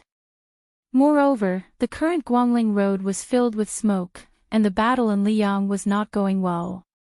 In the eyes of the common people, even if the Beiliang cavalry could not withstand the invasion of Beimang's million-strong army to the south, it was definitely more than enough for them to retreat out of the barren northwest and run to the central plains to clean up the West Chu rebel army. At present, from top to bottom, many people felt that this was undoubtedly the king of Beiliang, Su Fengnian's choice of retreat. Leaving Liang would not result in the loss of a single soldier, and Beiliang would also have enough military merit to arrange a retreat for its generals. Everyone was happy. As for the 300,000 border troops, at worst, they could just disband them. In any case, the Great Pillar State Gu Jintang's two Liao border troops could absorb more than 100,000 soldiers in one go. For this reason, the imperial court of West Chu paid close attention to the Beiliang frontier army's movements, especially Su Fengnian's. They were afraid that the young vassal king would one day lose his mind and lead his army all the way to the central plains, using the Dechu as a proof of allegiance to the new ruler of Liang. At this moment, the only experts at Su Fengnian's side that could act were Mei Fengjie and Fan Shaochai, and they were both outside the mausoleum, forbidden from entering the forbidden grounds. The Sword Eater ancestor, Sui Shiegu, and the Wu clan's 100 cavalry were on the northern front of Liangzhou, in case Bei Mang tried to assassinate Chu Lushan and the Beiliang Protectorate, regardless of the cost. Su Yanbing was still single-handedly pursuing that group of top-notch Bei Mang experts that had infiltrated Yuzhou. Tantai Pingjing and the disciples of the Guanyin sect were also working with Su Yanbing, determined to keep that little idea and the Great Yu house in Yuzhou. In the past, where in the world would Su Fengnian not be able to go? The old man carefully sized up this somewhat absent-minded young man, a complicated look in his eyes. Perhaps his very existence made the surrounding atmosphere a little more hostile, but for some reason, the old man in his twilight years did not seem to harbor any hostility. Su Fengnian's peak cultivation was no longer present, but his sharp intuition was still present. As a result, when Mei Fingjie and Fan Shaochai realized that something had happened in the mausoleum and rushed into the garden, Su Fengnian only raised his hand, indicating for them to withdraw. Mei Fingjie silently left. Fan Shaochai hesitated for a moment, then continued to stand in the distance. Su Fengnian also did not make a fuss about this female sacrificial warrior's overstepping her bounds. Chapter 1355. The plainly dressed old man put his hands behind his back and said with a smile, Su Shao has never done anything that I like in his life, but he did give birth to a good son. Hearing these incredibly disrespectful words, Su Fengnian couldn't help but furrow his brows. However, he quickly felt relieved. The older generation of scholars had always paid attention to strength of character. Otherwise, how could they have the confidence to rule the world together with the emperor? Besides, it was very likely that this person was a lone official of West Chu who had concealed his identity. It was reasonable for him to have a monstrous grudge against Beiliang and Su Shao. Su Fengnian asked with a smile, "May I ask if you are the master of calligraphy of West Chu?" The old man's expression was somewhat strange. He neither denied nor admitted it. He just stared straight at Su Fengnian. If Su Fengnian, who resembled Wuxia in appearance, was a handsome young master in the eyes of the women of the world, then one could vaguely see that the old man in his prime had a graceful bearing when he was young. At the very least, he could be called an old jade tree. Su Fengnian felt somewhat uncomfortable being sized up. When people looked at him in Beiliang, they mostly looked at him with disdain as His Royal Highness wasted his good looks. Later, in Taiyan City, they looked at him with disdain as the son of a butcher. After the results of his battle with Wang Xianji came to light, there was a great change. Even Beiliang border generals, such as Li Mofan and Wang Lingbao, who were known for their arrogance, had a heartfelt reverence and admiration in their eyes. Only the old man in front of him had a strange look in his eyes. The old man said softly, "Earlier, when I saw your calligraphy on the steel, I could see that you had put in a lot of hard work. You have to thank Li Yishan for being able to bravely advance on the martial path since you started practicing the blade in Wudang. Practicing calligraphy and playing chess are two different things. Once you reach a certain level, you can learn everything. Although not every master of calligraphy or chess can become a capable official of the world, or a grand master of the martial path like Li Mi's disciple, it is very beneficial to the molding of a person's temperament." After the hot-tempered Su Shao became a vassal, his temperament changed greatly. This has a lot to do with the fact that he learned chess in his later years. Su Fengnian did not say anything. When Su Shao made his fortune in Liaodong's Jinzhou, he was just an illiterate wanderer. It could be said that Su Fengnian's ancestors had nothing to do with any scholarly family or farming family. After Su Shao came to Beiliang, he became a terrible chess player. It was not without reason that he could play to his heart's content with his second sister Su Weisheng's master, Chancellor Wang. At first, it was because Su Fengnian's mother wanted Su Shao to play more chess to temper his hot-tempered temperament. When he was old, it was time for him to cultivate his temperament. At first, Su Shao always slacked off and escaped whenever he could. Over time, the princess consort did not say much. Later, Su Fengnian fell in love with playing chess. Probably after the princess consort passed away, the relationship between Su Fengnian, the eldest legitimate son, and Su Shao became strained. Su Shao probably wanted to spend more time with his son and finally began to seriously learn chess. However, His Royal Highness quickly widened the gap between him and Su Fengnian. After that, Su Fengnian and Li Shan did not like playing chess with Su Shao. No matter how hard they played chess, they could always defeat Su Shao. Even if Su Shao wanted to humiliate himself, it depended on whether the master and disciple, who were the only people in the world who could not give him face, were in the mood. Su Weisheng had always been able to patiently play chess with Su Shao. However, perhaps in the heart of Su Shao, who had never concealed his preference for boys, it was more interesting to play chess with his son. Even if Su Fengnian killed all the chess pieces on the chessboard and left only a few pieces, the old Prince Liang, who had won many battles, and the lame Su, who was recognized as the most ambitious person in the Liang dynasty, would also feel very happy. His peerless achievement in pacifying the spring and autumn period allowed Su Shao to be on equal footing with the late Emperor Zhao Dun's father when they met. In the future, when he attended court, he would be able to carry a sword into the palace. However, in Mount Qingliang, many scenes always made people, especially outsiders, feel that it was absurd. Su Shao was being chased in Wutongan, and the one sitting at the head of the table at the prince's manor banquet was the young heir.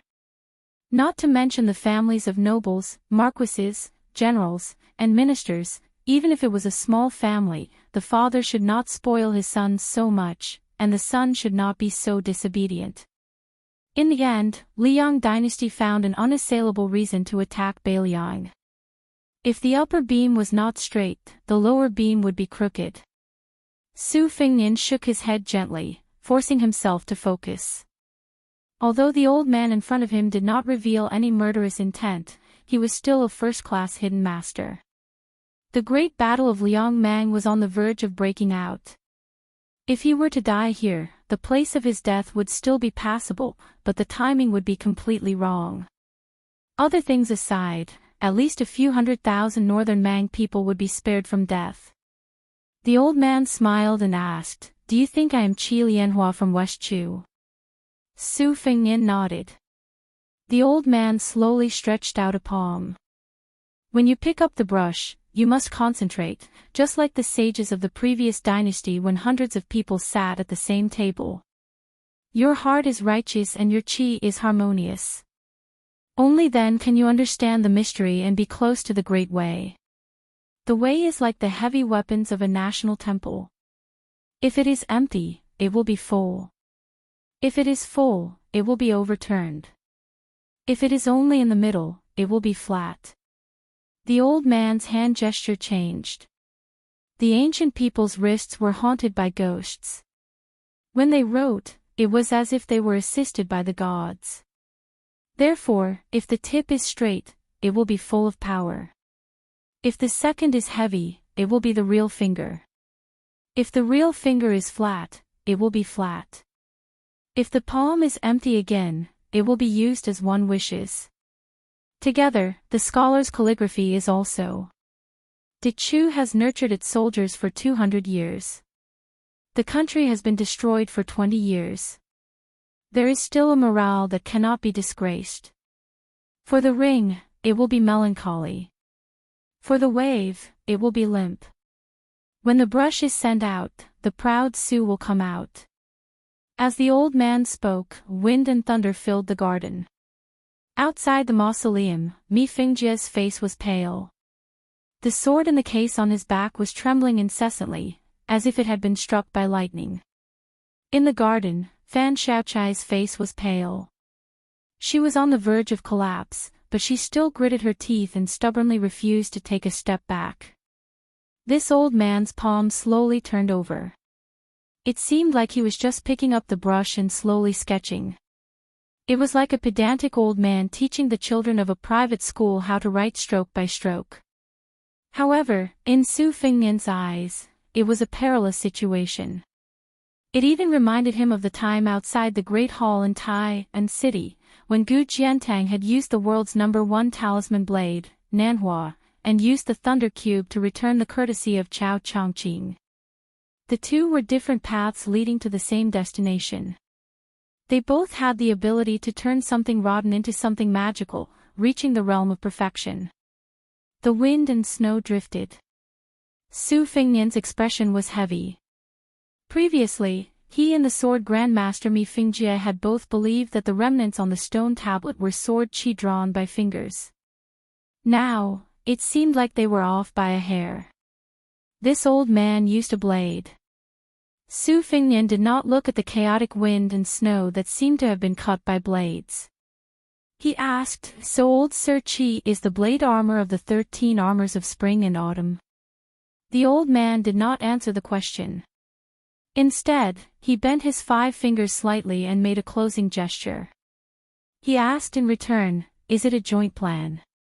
Su Fengnian, who was standing in a circle with not a single snowflake in a radius of several zhang around him, helplessly replied, "It is the character for Yen."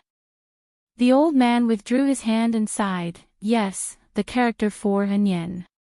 Su Fengnian. The wind and snow in the garden finally returned to normal. Snowflakes rustled and fell on Su Fengnian's head and shoulders.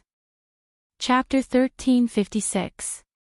The old man who should be West Chu's sage of calligraphy, Qi Lianhua, laughed self-deprecatingly. Spring and autumn saber armor. Saber and brush officials, saber and brush officials. Saber and armor it is. For thousands of years, the world had always been proud of practicing the sword.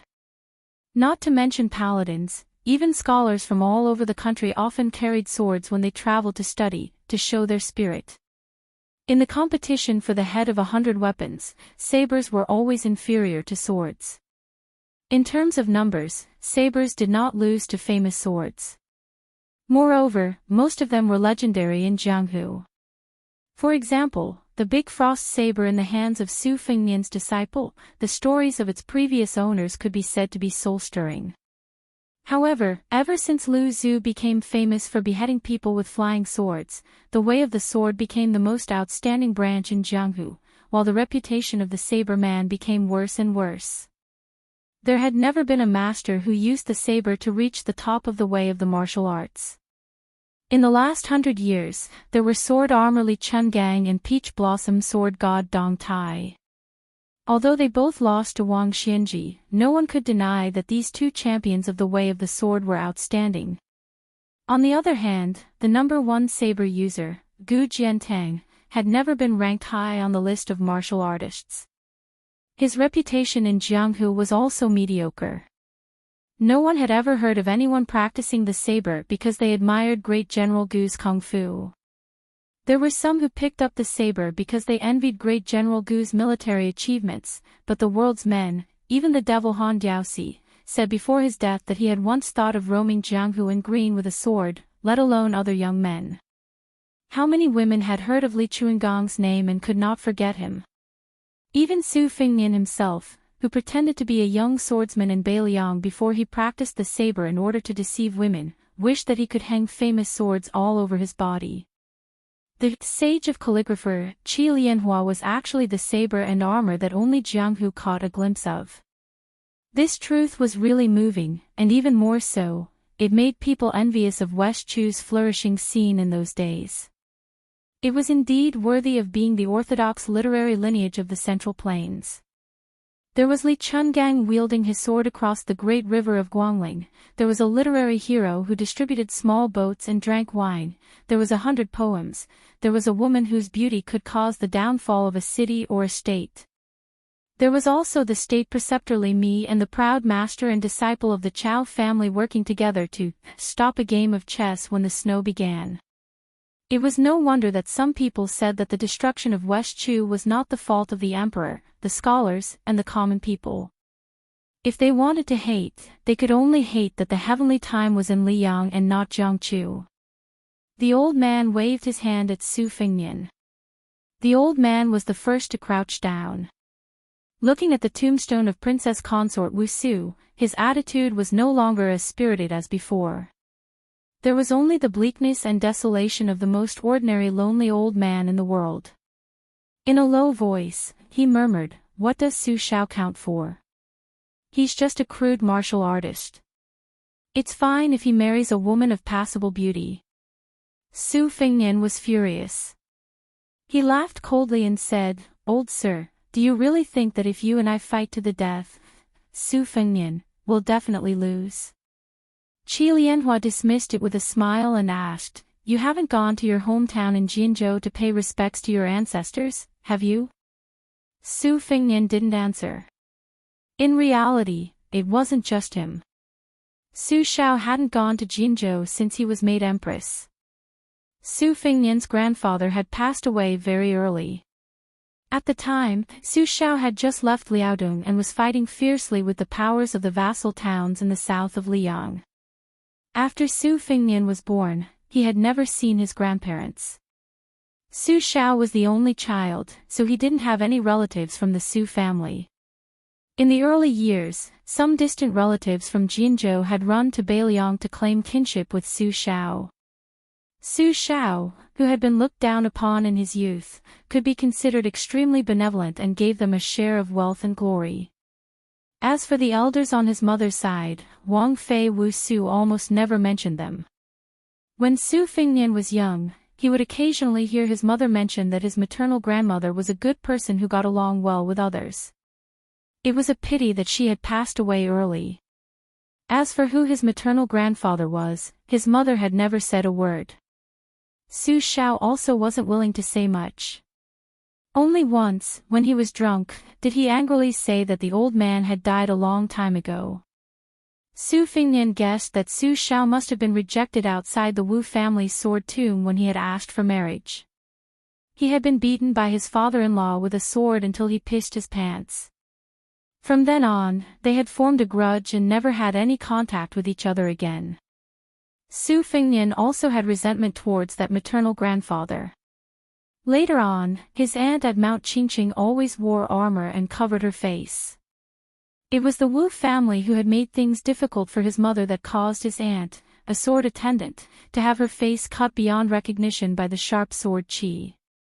Although it wasn't his maternal grandfather who had done it, Su Fengnian felt that if that maternal grandfather had said a few words of justice and treated his mother's running away from home, the Wu family's sword tomb wouldn't have been so cruel and vicious. Especially after learning that his own uncle, Wu Qi, purposely met in Beimang but didn't acknowledge him. In the end, he went to Shishu to assist Qin Jibao. Su Fengnian really didn't have any good feelings towards relatives and elders with the surname Wu. Even though the current head of the Wu family, who he should have called great-grandfather, had taken the initiative to make up for it once on the Beiliang border, Su Fengnian couldn't help but feel a knot in his heart. The old man let out a long breath and said ruefully, "I once helped Chu compile the history books of the previous dynasty and read them all. At the time, although my bladesmanship didn't have the name of a grandmaster, it had the strength of a grandmaster. However, when I was compiling the history books, I often felt terrified at night. There was no other reason than the 3 words people eat each other everywhere in the books. Although it is normal for the world to rise and fall, every time there is a turmoil, the suffering of the people is really unspeakable. On the road outside the outskirts, dawn and dusk are like sheep herding. The clamor of eating and choosing the fat part, the swift blade descends to strive for victory. What kind of tragic scene is this? The road is full of the dead, and the living are ghost neighbors. The common people of the world are half-wandering ghosts. This isn't a poet in troubled times moaning about nothing. I saw with my own eyes that at the end of the spring and autumn period, boys were sold for a few copper coins, and girls were only worth a handful of corn. Later on, some parents couldn't bear it and exchanged children for food with others. In the end, people in the world were no longer human, but worse than ghosts. How can I not hate Li Yang? How can I not hate Su Shao, who went all the way south to destroy cities and countries? In the old days, the nobility's house was a place where foxes and rabbits roamed. In fact, it wasn't just the nobility's house that was like this. Su Fengnian grabbed a handful of snow from the ground and held it in his palm.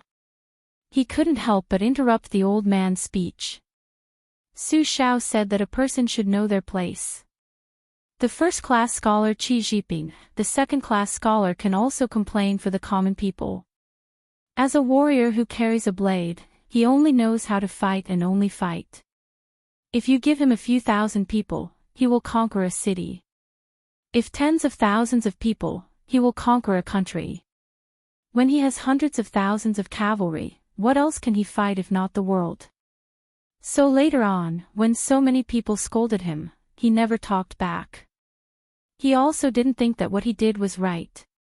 In the Beiliang army, the older generation like Yan Wenwan, Zhong Hongwu, He Zhonghu, and the younger generation like Chu Lushan, Li Mofin, and Chao Xiaojiao, which one of them isn't a notorious veteran ruffian in the eyes of the world? Su Fengnian's expression was firm as he said in a deep voice, but it can't be denied that if someone has to be the butcher who helps Li Yang unify the world, then Su Xiao is definitely the best result. Qi Lianhua sighed. I really haven't thought about this. The old man who was deep in thought suddenly laughed.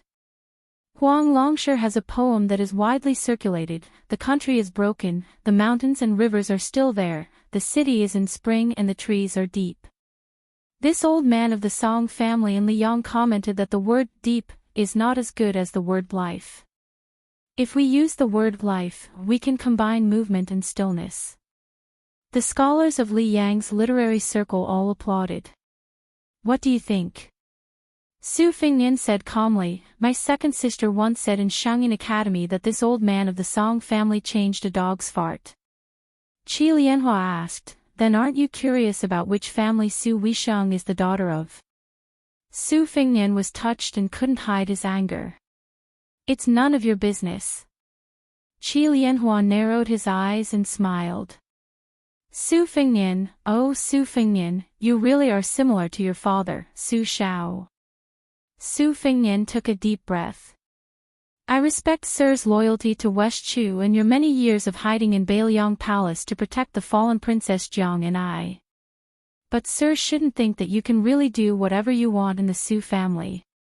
The old man didn't think much of it and sneered. Oh.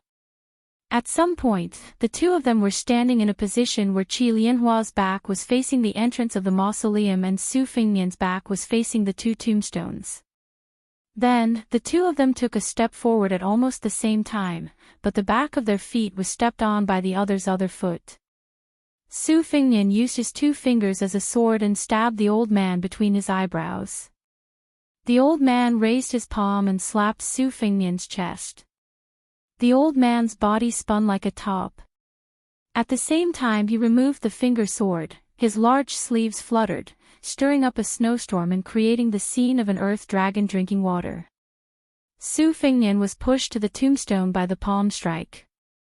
He stuck one hand to the back of the tombstone and pushed lightly, borrowing the force to charge forward. Su Fengnian, who was in the air, kept his two fingers together and swiped them across the top of the old man's head.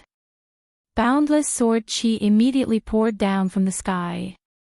The old man sneered. His footwork was completely different from the martial artists of the world. His 2 feet were slightly tilted inward, one hand behind his back and the other clenched into a fist.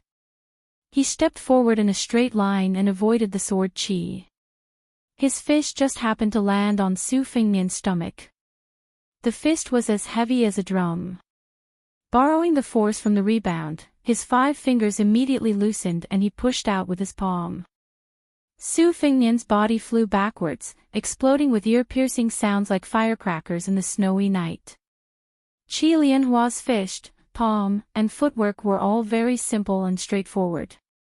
It was easy to associate him with the conceited Wang Xianji, who had once regarded himself as an enemy of the world.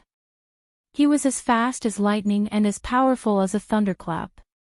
He only used his bare hands to face his enemies and disdained all the divine weapons in the world. Su Fengnian was actually not that heavily injured. He had only been pushed back by the old man's single move. His heart was in turmoil, and the qi in his body that was already in a mess became even more unrestrained, like adding oil to boiling water. This gave him a new understanding of the spring and autumn saber armor. He originally thought that Qi Lianhua was at most on the same level as Sui Xiegu, but it seemed that he was at least a little bit higher. If it was before that, Zhanlong, in Liuzhou, Su Fengnian was confident that even if saber armor went all out and he was careless, he would not be in such a difficult situation. After Su Fengnian landed, a trace of blood seeped out of the corner of his mouth. However, he did not wipe it away. He did not care, nor did it matter. Su Fengnian had experienced many life and death battles, and this was not the first time he had experienced them. The old man clicked his tongue and said, "With your current terrible situation, you would have at most used 3 moves to put your life on the line. Against a normal Vajra or mysterious finger expert, 3 moves would have been enough. Unfortunately, you met me." Su Fengnian calmly said, "There was no need for 3 moves. 1 move was enough." The old man asked, "Even if you die, you still want to protect the 2 tablets behind you? If you die, what's the point of the tablets? Aren't you, Su Fengnian, the king of Beiliang? Don't you know how to choose?"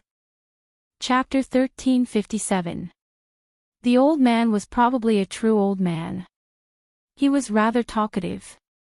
At this moment, he was still advising him with kind words. "Kid, the world's beauties are like bamboo shoots after the rain. Even if it's a source of soldiers, there's still an endless supply of them. However, there are 2 things that are difficult to replenish. One is the heavy cavalry on the battlefield. One is missing, and it's very difficult to quickly replenish them. The other is the Jianghu experts. Every one of them needs talent, luck, and many years of training to become one. Especially you, Su Fengnian. You have to cherish your life. If you die..." The snow gradually grew heavier. Su Fengnian ignored the old man's nagging. He raised his hand. A snow knife appeared in his hand. However, the old man suddenly became sentimental. He clasped his hands behind his back and looked at the sky. Beiliang, fighting a country with the power of 1 land. "If you die," the old man muttered to himself, his expression bleak. "I don't care at all whether Beiliang has a king of Beiliang or not. However, how can I, Qi Lianhua, not care whether Su Fengnian dies or not?" A hint of confusion appeared in Su Fengnian's eyes.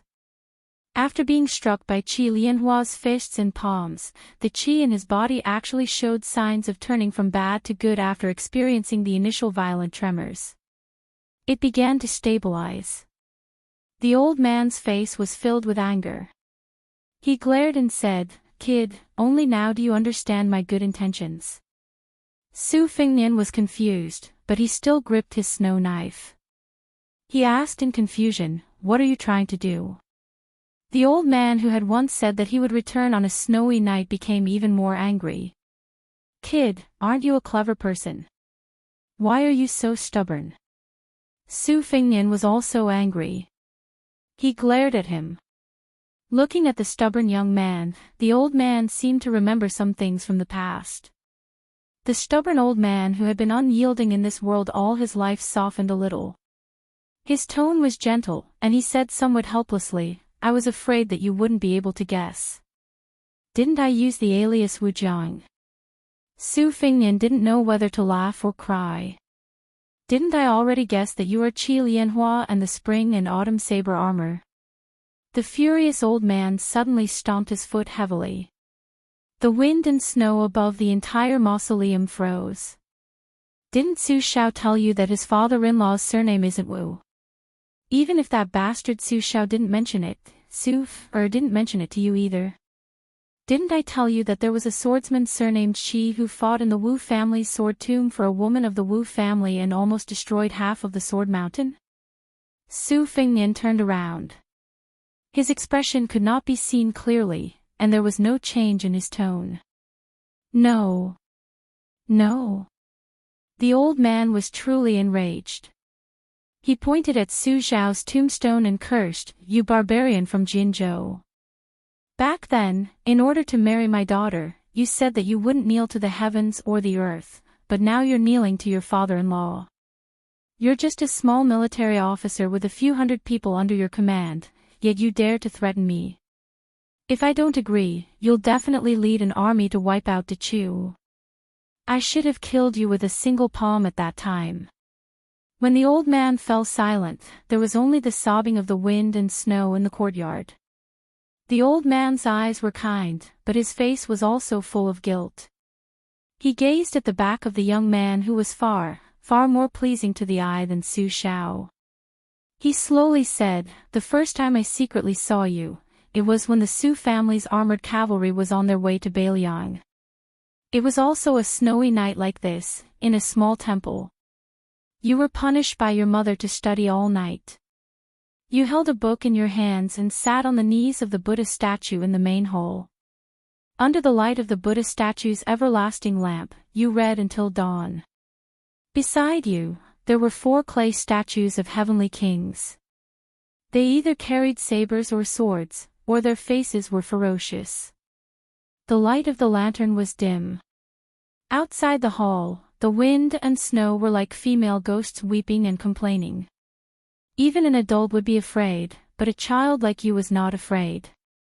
I watched you from the beam for the whole night. I really liked you from the bottom of my heart. You really are my grandson." The old man's heart surged with a heroic spirit that came from his grandson. "I don't recognize Su Xiao as my son-in-law, but I like you as my grandson. Even if Su didn't recognize me as her father, I still shamelessly came to Liangzhou. After Su died of illness, I changed my name and became a lowly servant. Who am I, Qi Lianhua? I can win and lose on the chessboard with Dechu's imperial advisor Li Mi. I can drink wine with Tai Fu's son Shiji and talk about the country. I can stand shoulder to shoulder with Yi Baikue on the battlefield. I can make Chao Chongqing, who is waiting for the imperial decree, call me half a teacher." Su Fengnian, who had his back to the old man all this time, squatted down and looked at the 2 tombstones. He asked, "Why didn't you formally marry my grandmother back then? Instead, you let my grandmother and my mother depend on each other for survival in the eyes of the family." The old man was silent. His eyes were full of sorrow and regret. Su Fengnian said softly, "The country is beautiful, the country is beautiful. The country is in front and the beauty is behind. Do you think the country is more important? Or do you think that a real man doesn't have to worry about not having a wife? You are the famous icing man of spring and autumn. Do you think that women are just icing on the cake in your life?" Su Fengnian asked again, "Why didn't you protect my mother during the white clothes case in the capital?" Without waiting for an answer, Su Fengnian said in a hoarse voice, trembling, "So I didn't know I had a grandfather. I just thought he died a long time ago." Whether his surname was Wu or Qi, whether he was a hero or a nobody, it didn't matter at all. After a long time, the old man sighed and was speechless. Su Fengnian sat cross-legged in front of the tombstone. He bent down and reached out to brush away the snow in front of the tombstone. Qi Lianhua walked to the tombstone and lowered his head to look at Su Zhao's tombstone. He said indifferently, "When I heard the news and rushed to Tai and city, it was already too late." The old man said self-deprecatingly, "It doesn't matter if you don't recognize me as your grandfather or if you think that Qi Lianhua is cold-blooded. I think that no matter how much you dislike the man your daughter chose, a married daughter is like water that has been poured out. Moreover, at that time, 3 sabers and armors couldn't kill the Liang Emperor, Zhao Dun. Since that's the case, as for the Yuan Benshi, Su Xiao, Han Xingxian and Lu Haoshi, as long as Su Xiao is alive, it's him who has the courage to do it. If Su Xiao can't do it, there are still my daughter Wu Su's children." The old man turned to look at Su Fengnian, who was constantly sweeping the snow with his hands. He said softly, "The Taoist saints said that life and death are like sleep. When you sleep, you can get up and live. When you sleep, you can't get up and die. Therefore, there is a great terror in this world. When people are alive, they cry instead of laughing. In the Buddhist scriptures, there is also a great terror of life and death. The old man also squatted down and said freely, maybe you're right. Su Shao is much stronger than the spring and autumn saber armor or De Chu. It's just that I don't want to and don't dare to admit it. The old man looked at Su Shao's tombstone and said with a smile, in the end, I couldn't even drink a cup of wine from you. Su Fengnian said softly, it's too late. Su Fengnian's eyes reddened. In the past, I couldn't understand why there was a pair of shoes in the box under Su Zhao's bed that didn't fit anyone in the Su family. The old man was stunned.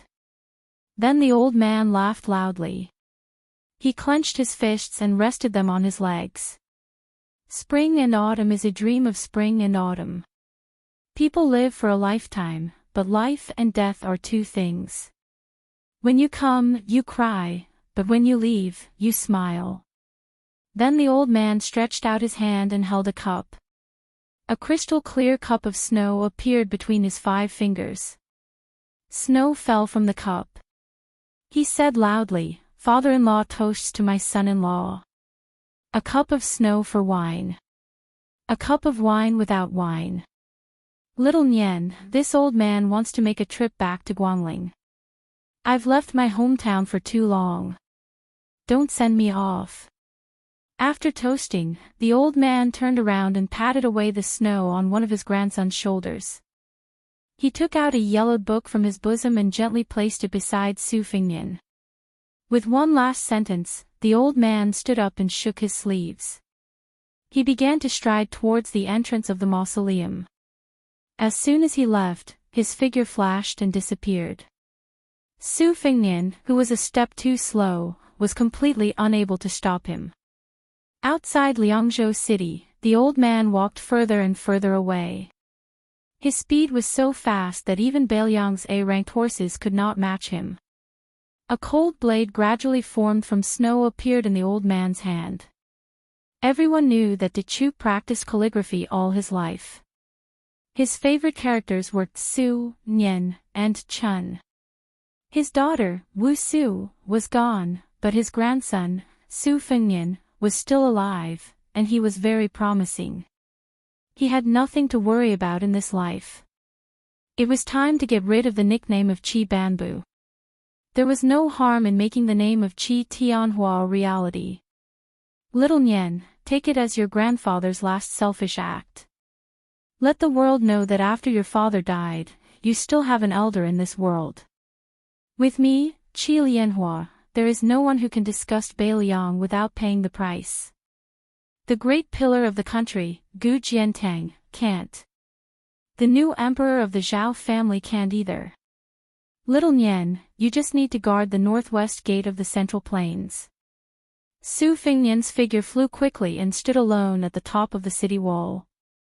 However, all he could see was a vast expanse of whiteness. After standing for an entire night, at daybreak, Su Fengnian remembered the old man's last sentence and muttered to himself, can I really do it? In the spring of the 2nd year of Xiangfu, a terrifying piece of news was sent back to the capital from the borders of Liao and Liao. Gu Jiantang had lost. Moreover, he had lost to a person who used a blade. More importantly, the martial arts grandmaster who had appeared out of nowhere did not mention his name. He only mentioned an unimaginable identity. At dusk, in the suburbs of Tai and City, 2 men who were about 1 generation apart in age sat opposite each other in a pavilion. The younger one was the young phoenix of the Song family, Song Kelly, who had recently made a comeback in the capital. Song Kelly had not yet taken up a post in the capital, but Jean Lanting, the assistant minister of the Ministry of Rights, had invited Song Kelly to his family banquet several times. Many old people in the capital, especially the nobles of the imperial clan, had also expressed their goodwill. Chapter 1358. Song Kelly, who was supposed to be proud of his success, had a sad look on his face. He looked at Mr. Yuan who was drinking and said sadly, even if that person is a great guru who is better than General Gu, Tai and City was able to deal with the man with a sword who brought his family along. Why can't they deal with another martial artist? Yuan Benshi smiled and glanced at Song Kelly without saying a word. Song Kelly's hand on the table was clenched tightly. His face was pale and his lips trembled as he said, I know. After the late emperor died, Mr. Yuan's identity is just an old man in the Hanlin Academy who has no one to rely on. The current emperor can't wait to get rid of his shackles. The appearance of that old man gave him a once-in-a-lifetime opportunity to kill with a borrowed knife without staining his hands with blood. Therefore, the imperial guards in the capital city can't be mobilized. The Qi cultivators and the imperial astronomer can't be mobilized. The Jianghu masters who rely on the imperial court can't be mobilized either. Mr. Yuan, is Tai and city going to burn the bridge after crossing the river again? Does the Zhao family not want any face at all? Song Kelly lowered his head. Mr. Yuan once taught me that serving the emperor as a subject is akin to burning a stick of incense for a Buddha. A new emperor brings in a new subject, and it's because the incense is broken. Yuan Benshi, whose tongue was cut in half, looked calm. He put down the wine cup and said vaguely, yes and no. What I said earlier was only the way of being an official. But there's a more original way of being a person that can't be forgotten. Offering incense to the emperor is actually a skill, not a Tao. Song Kelly, your real Tao is to add oil to the world besides burning incense. This is the foundation that Grand Secretary Zhang Julu left for Liang. As a counselor, I don't think I'm inferior to anyone. But as a subject, Zhang Julu is the first person to start a new era. You should learn from his Tao, not my skill. Otherwise, Song Kelly would only be a Yin Mao Chen or Zhao Yuling at best. What was the point of Yuan Benshi nurturing Song Kelly? How will you stand out among your peers like Sun Yin in the future? Yuan Benshi looked at the twilight outside the pavilion and said with a smile, the famous ministers and ministers of the spring of Yonghui are destined to leave their names in the annals of history. But for those of you who started during the auspicious talisman era, perhaps your legacy in the annals of history will be better than that of those old people.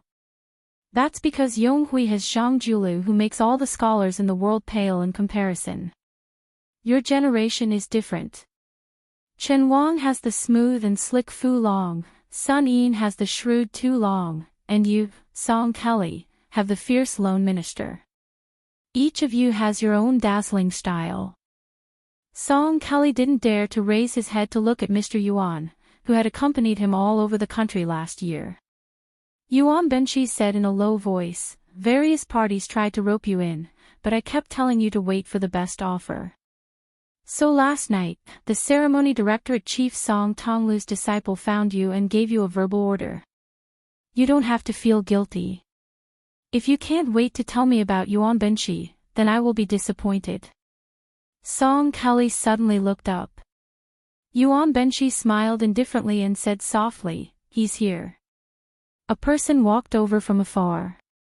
There was a strange snow-white long blade hanging from his waist. Song Kelly stood up and blocked the steps of the pavilion.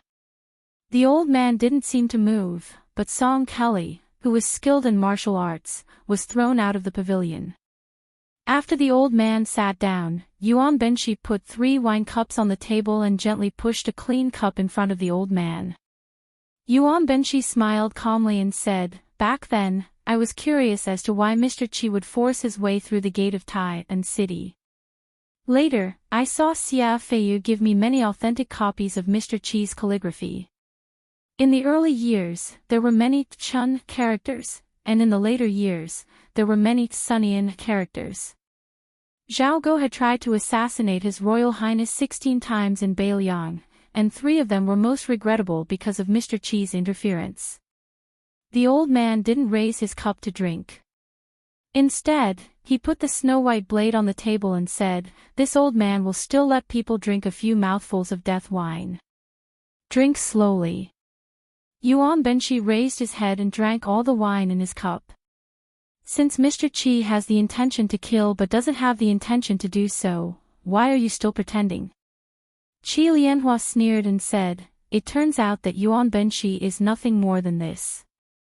Yuan Benshi shook his head and said, in life, some people are greedy for wine, and some people are greedy for life.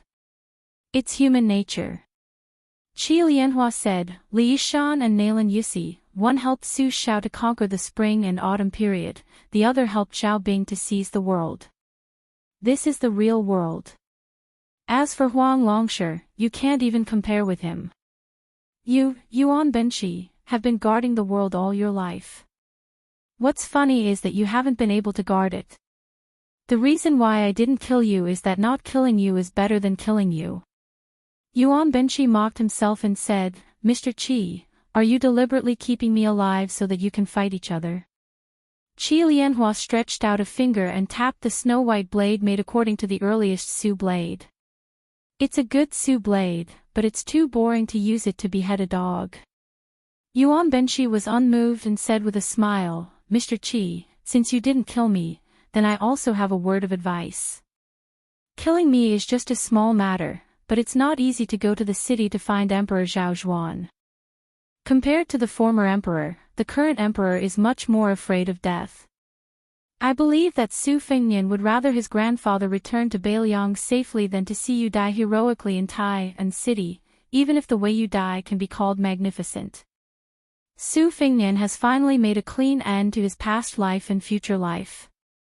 If you leave, it won't even be the icing on the cake, let alone providing timely help. Qi Lianhua was surprised and said, You, Yuan Benshi, only have half of your tongue left. Not only can you speak, but you can also speak a few words. Yuan Benshi still looked happy and pointed to the wine pot. For so many years, the wine pot of Huadiao wine has always been filled with Beiliang green and Mr. Qi, are you sure you don't want to drink a cup? Qi Lianhua raised his cup and drank it. The old man got up and left the pavilion, but he left the blade and said, You three emperors of Liang have all wronged Su Xiao. Yuan Benshi watched the old man leave. After a long time, he nodded quietly. Song Kelly staggered into the pavilion with his hand on his chest. He was relieved to see Mr. Yuan safe and sound. After Song Kelly sat down, Yuan Benshi stood up and looked at the sky. He said sadly, The sky is going to rain, and the mother is going to get married. But I don't want some things to happen just like that. A smile appeared on Yuan Benshi's face. Mr. Qi, I'm just saying good words when I'm about to die. When Mr. Yuan turned to the stone table and held the cold blade, Song Kelly suddenly had a bad feeling and his face turned pale. Yuan Benshi looked into the distance. It should be Song Tonglu waiting. Zhao Zhuan doesn't have the courage to do that. Yuan Benshi withdrew his gaze and tossed a brocade pouch to Song Kelly. Tell that head seal eunuch that if he wants to live longer and better than Han Xingxian, let him see something like this. Song Kelly fidgeted as if he had received a hot potato. His eyes were bloodshot. Yuan Benshi said sternly, Song Kelly, put away the brocade bag. Get up and take the blade. Song Kelly stood up subconsciously, but he panicked and took a few steps back. He didn't look like a young phoenix of the Song family anymore. Yuan Benshi took a step forward and handed him the cold blade. Song Kelly shook his head frantically. The master of Liang rebuked him with a ferocious face. If you don't kill Yuan Benshi, how can you stand by the emperor's side? Song Kelly's face was full of tears. He kept repeating, Mr. Qi, I won't kill you, Mr. Qi, I won't kill you. Yuan Benshi sighed and put the blade on the table. Then he turned his back to Song Kelly and said calmly, Heroes don't have freedom. If you don't kill me, I'll be a useless person. Even if I live a few more years, there will be no trace of me in the world. Yuan Benshi closed his eyes and said softly, Song Kelly, don't let me down. Huang Longshi and Li Yishan, I'm one step behind you. Nalan Yusi, I'm one step ahead of you. Song Kelly held the cold blade with trembling hands. Yuan Benshi suddenly opened his eyes and looked at the afterglow in the distant sky. The emperor's tutor with a half-inch tongue opened his mouth and took a deep breath, as if he was borrowing the last breath of this world. He roared, "Take the head." Song Kelly's face was full of pain. He raised the blade and chopped it down. The head eunuch of the ceremony directorate, who wore a bright red python robe with a cold expression, leisurely walked to the bottom of the steps of the pavilion. He saw the young man, whose life had been full of misfortune, sitting on the ground in a daze. Blood and tears flowed from his eyes, and he held the head in his arms tightly. Outside Titan City, the old man narrowed his eyes and looked at the towering city wall. He smiled. "I, Qi Lianhua, have always been ambitious but not capable. I've always wanted a lot of things. I wanted to surpass the ancients in calligraphy, I wanted the prosperity of my family, I wanted the longevity of Dechu, and I wanted the well-being of the common people. But in the end, I achieved nothing." The old man held his hands and sighed. "My last request is very small. I just want to be a senior who can let me have a clear conscience." It was on this day that an unknown old man entered Titan City and went straight to the imperial astronomer. He killed all the Qi trainers and 800 guards of the imperial astronomer. This crazy old man didn't say anything from the beginning to the end. He only said one sentence to himself before he died. "Xiaoyan, don't forget what Grandpa said to you. Remember to believe in yourself and Beiliang with you." The old man's words were exactly the opposite of Yuan Benqi's unintentional words. When the time comes, heaven and earth will work together.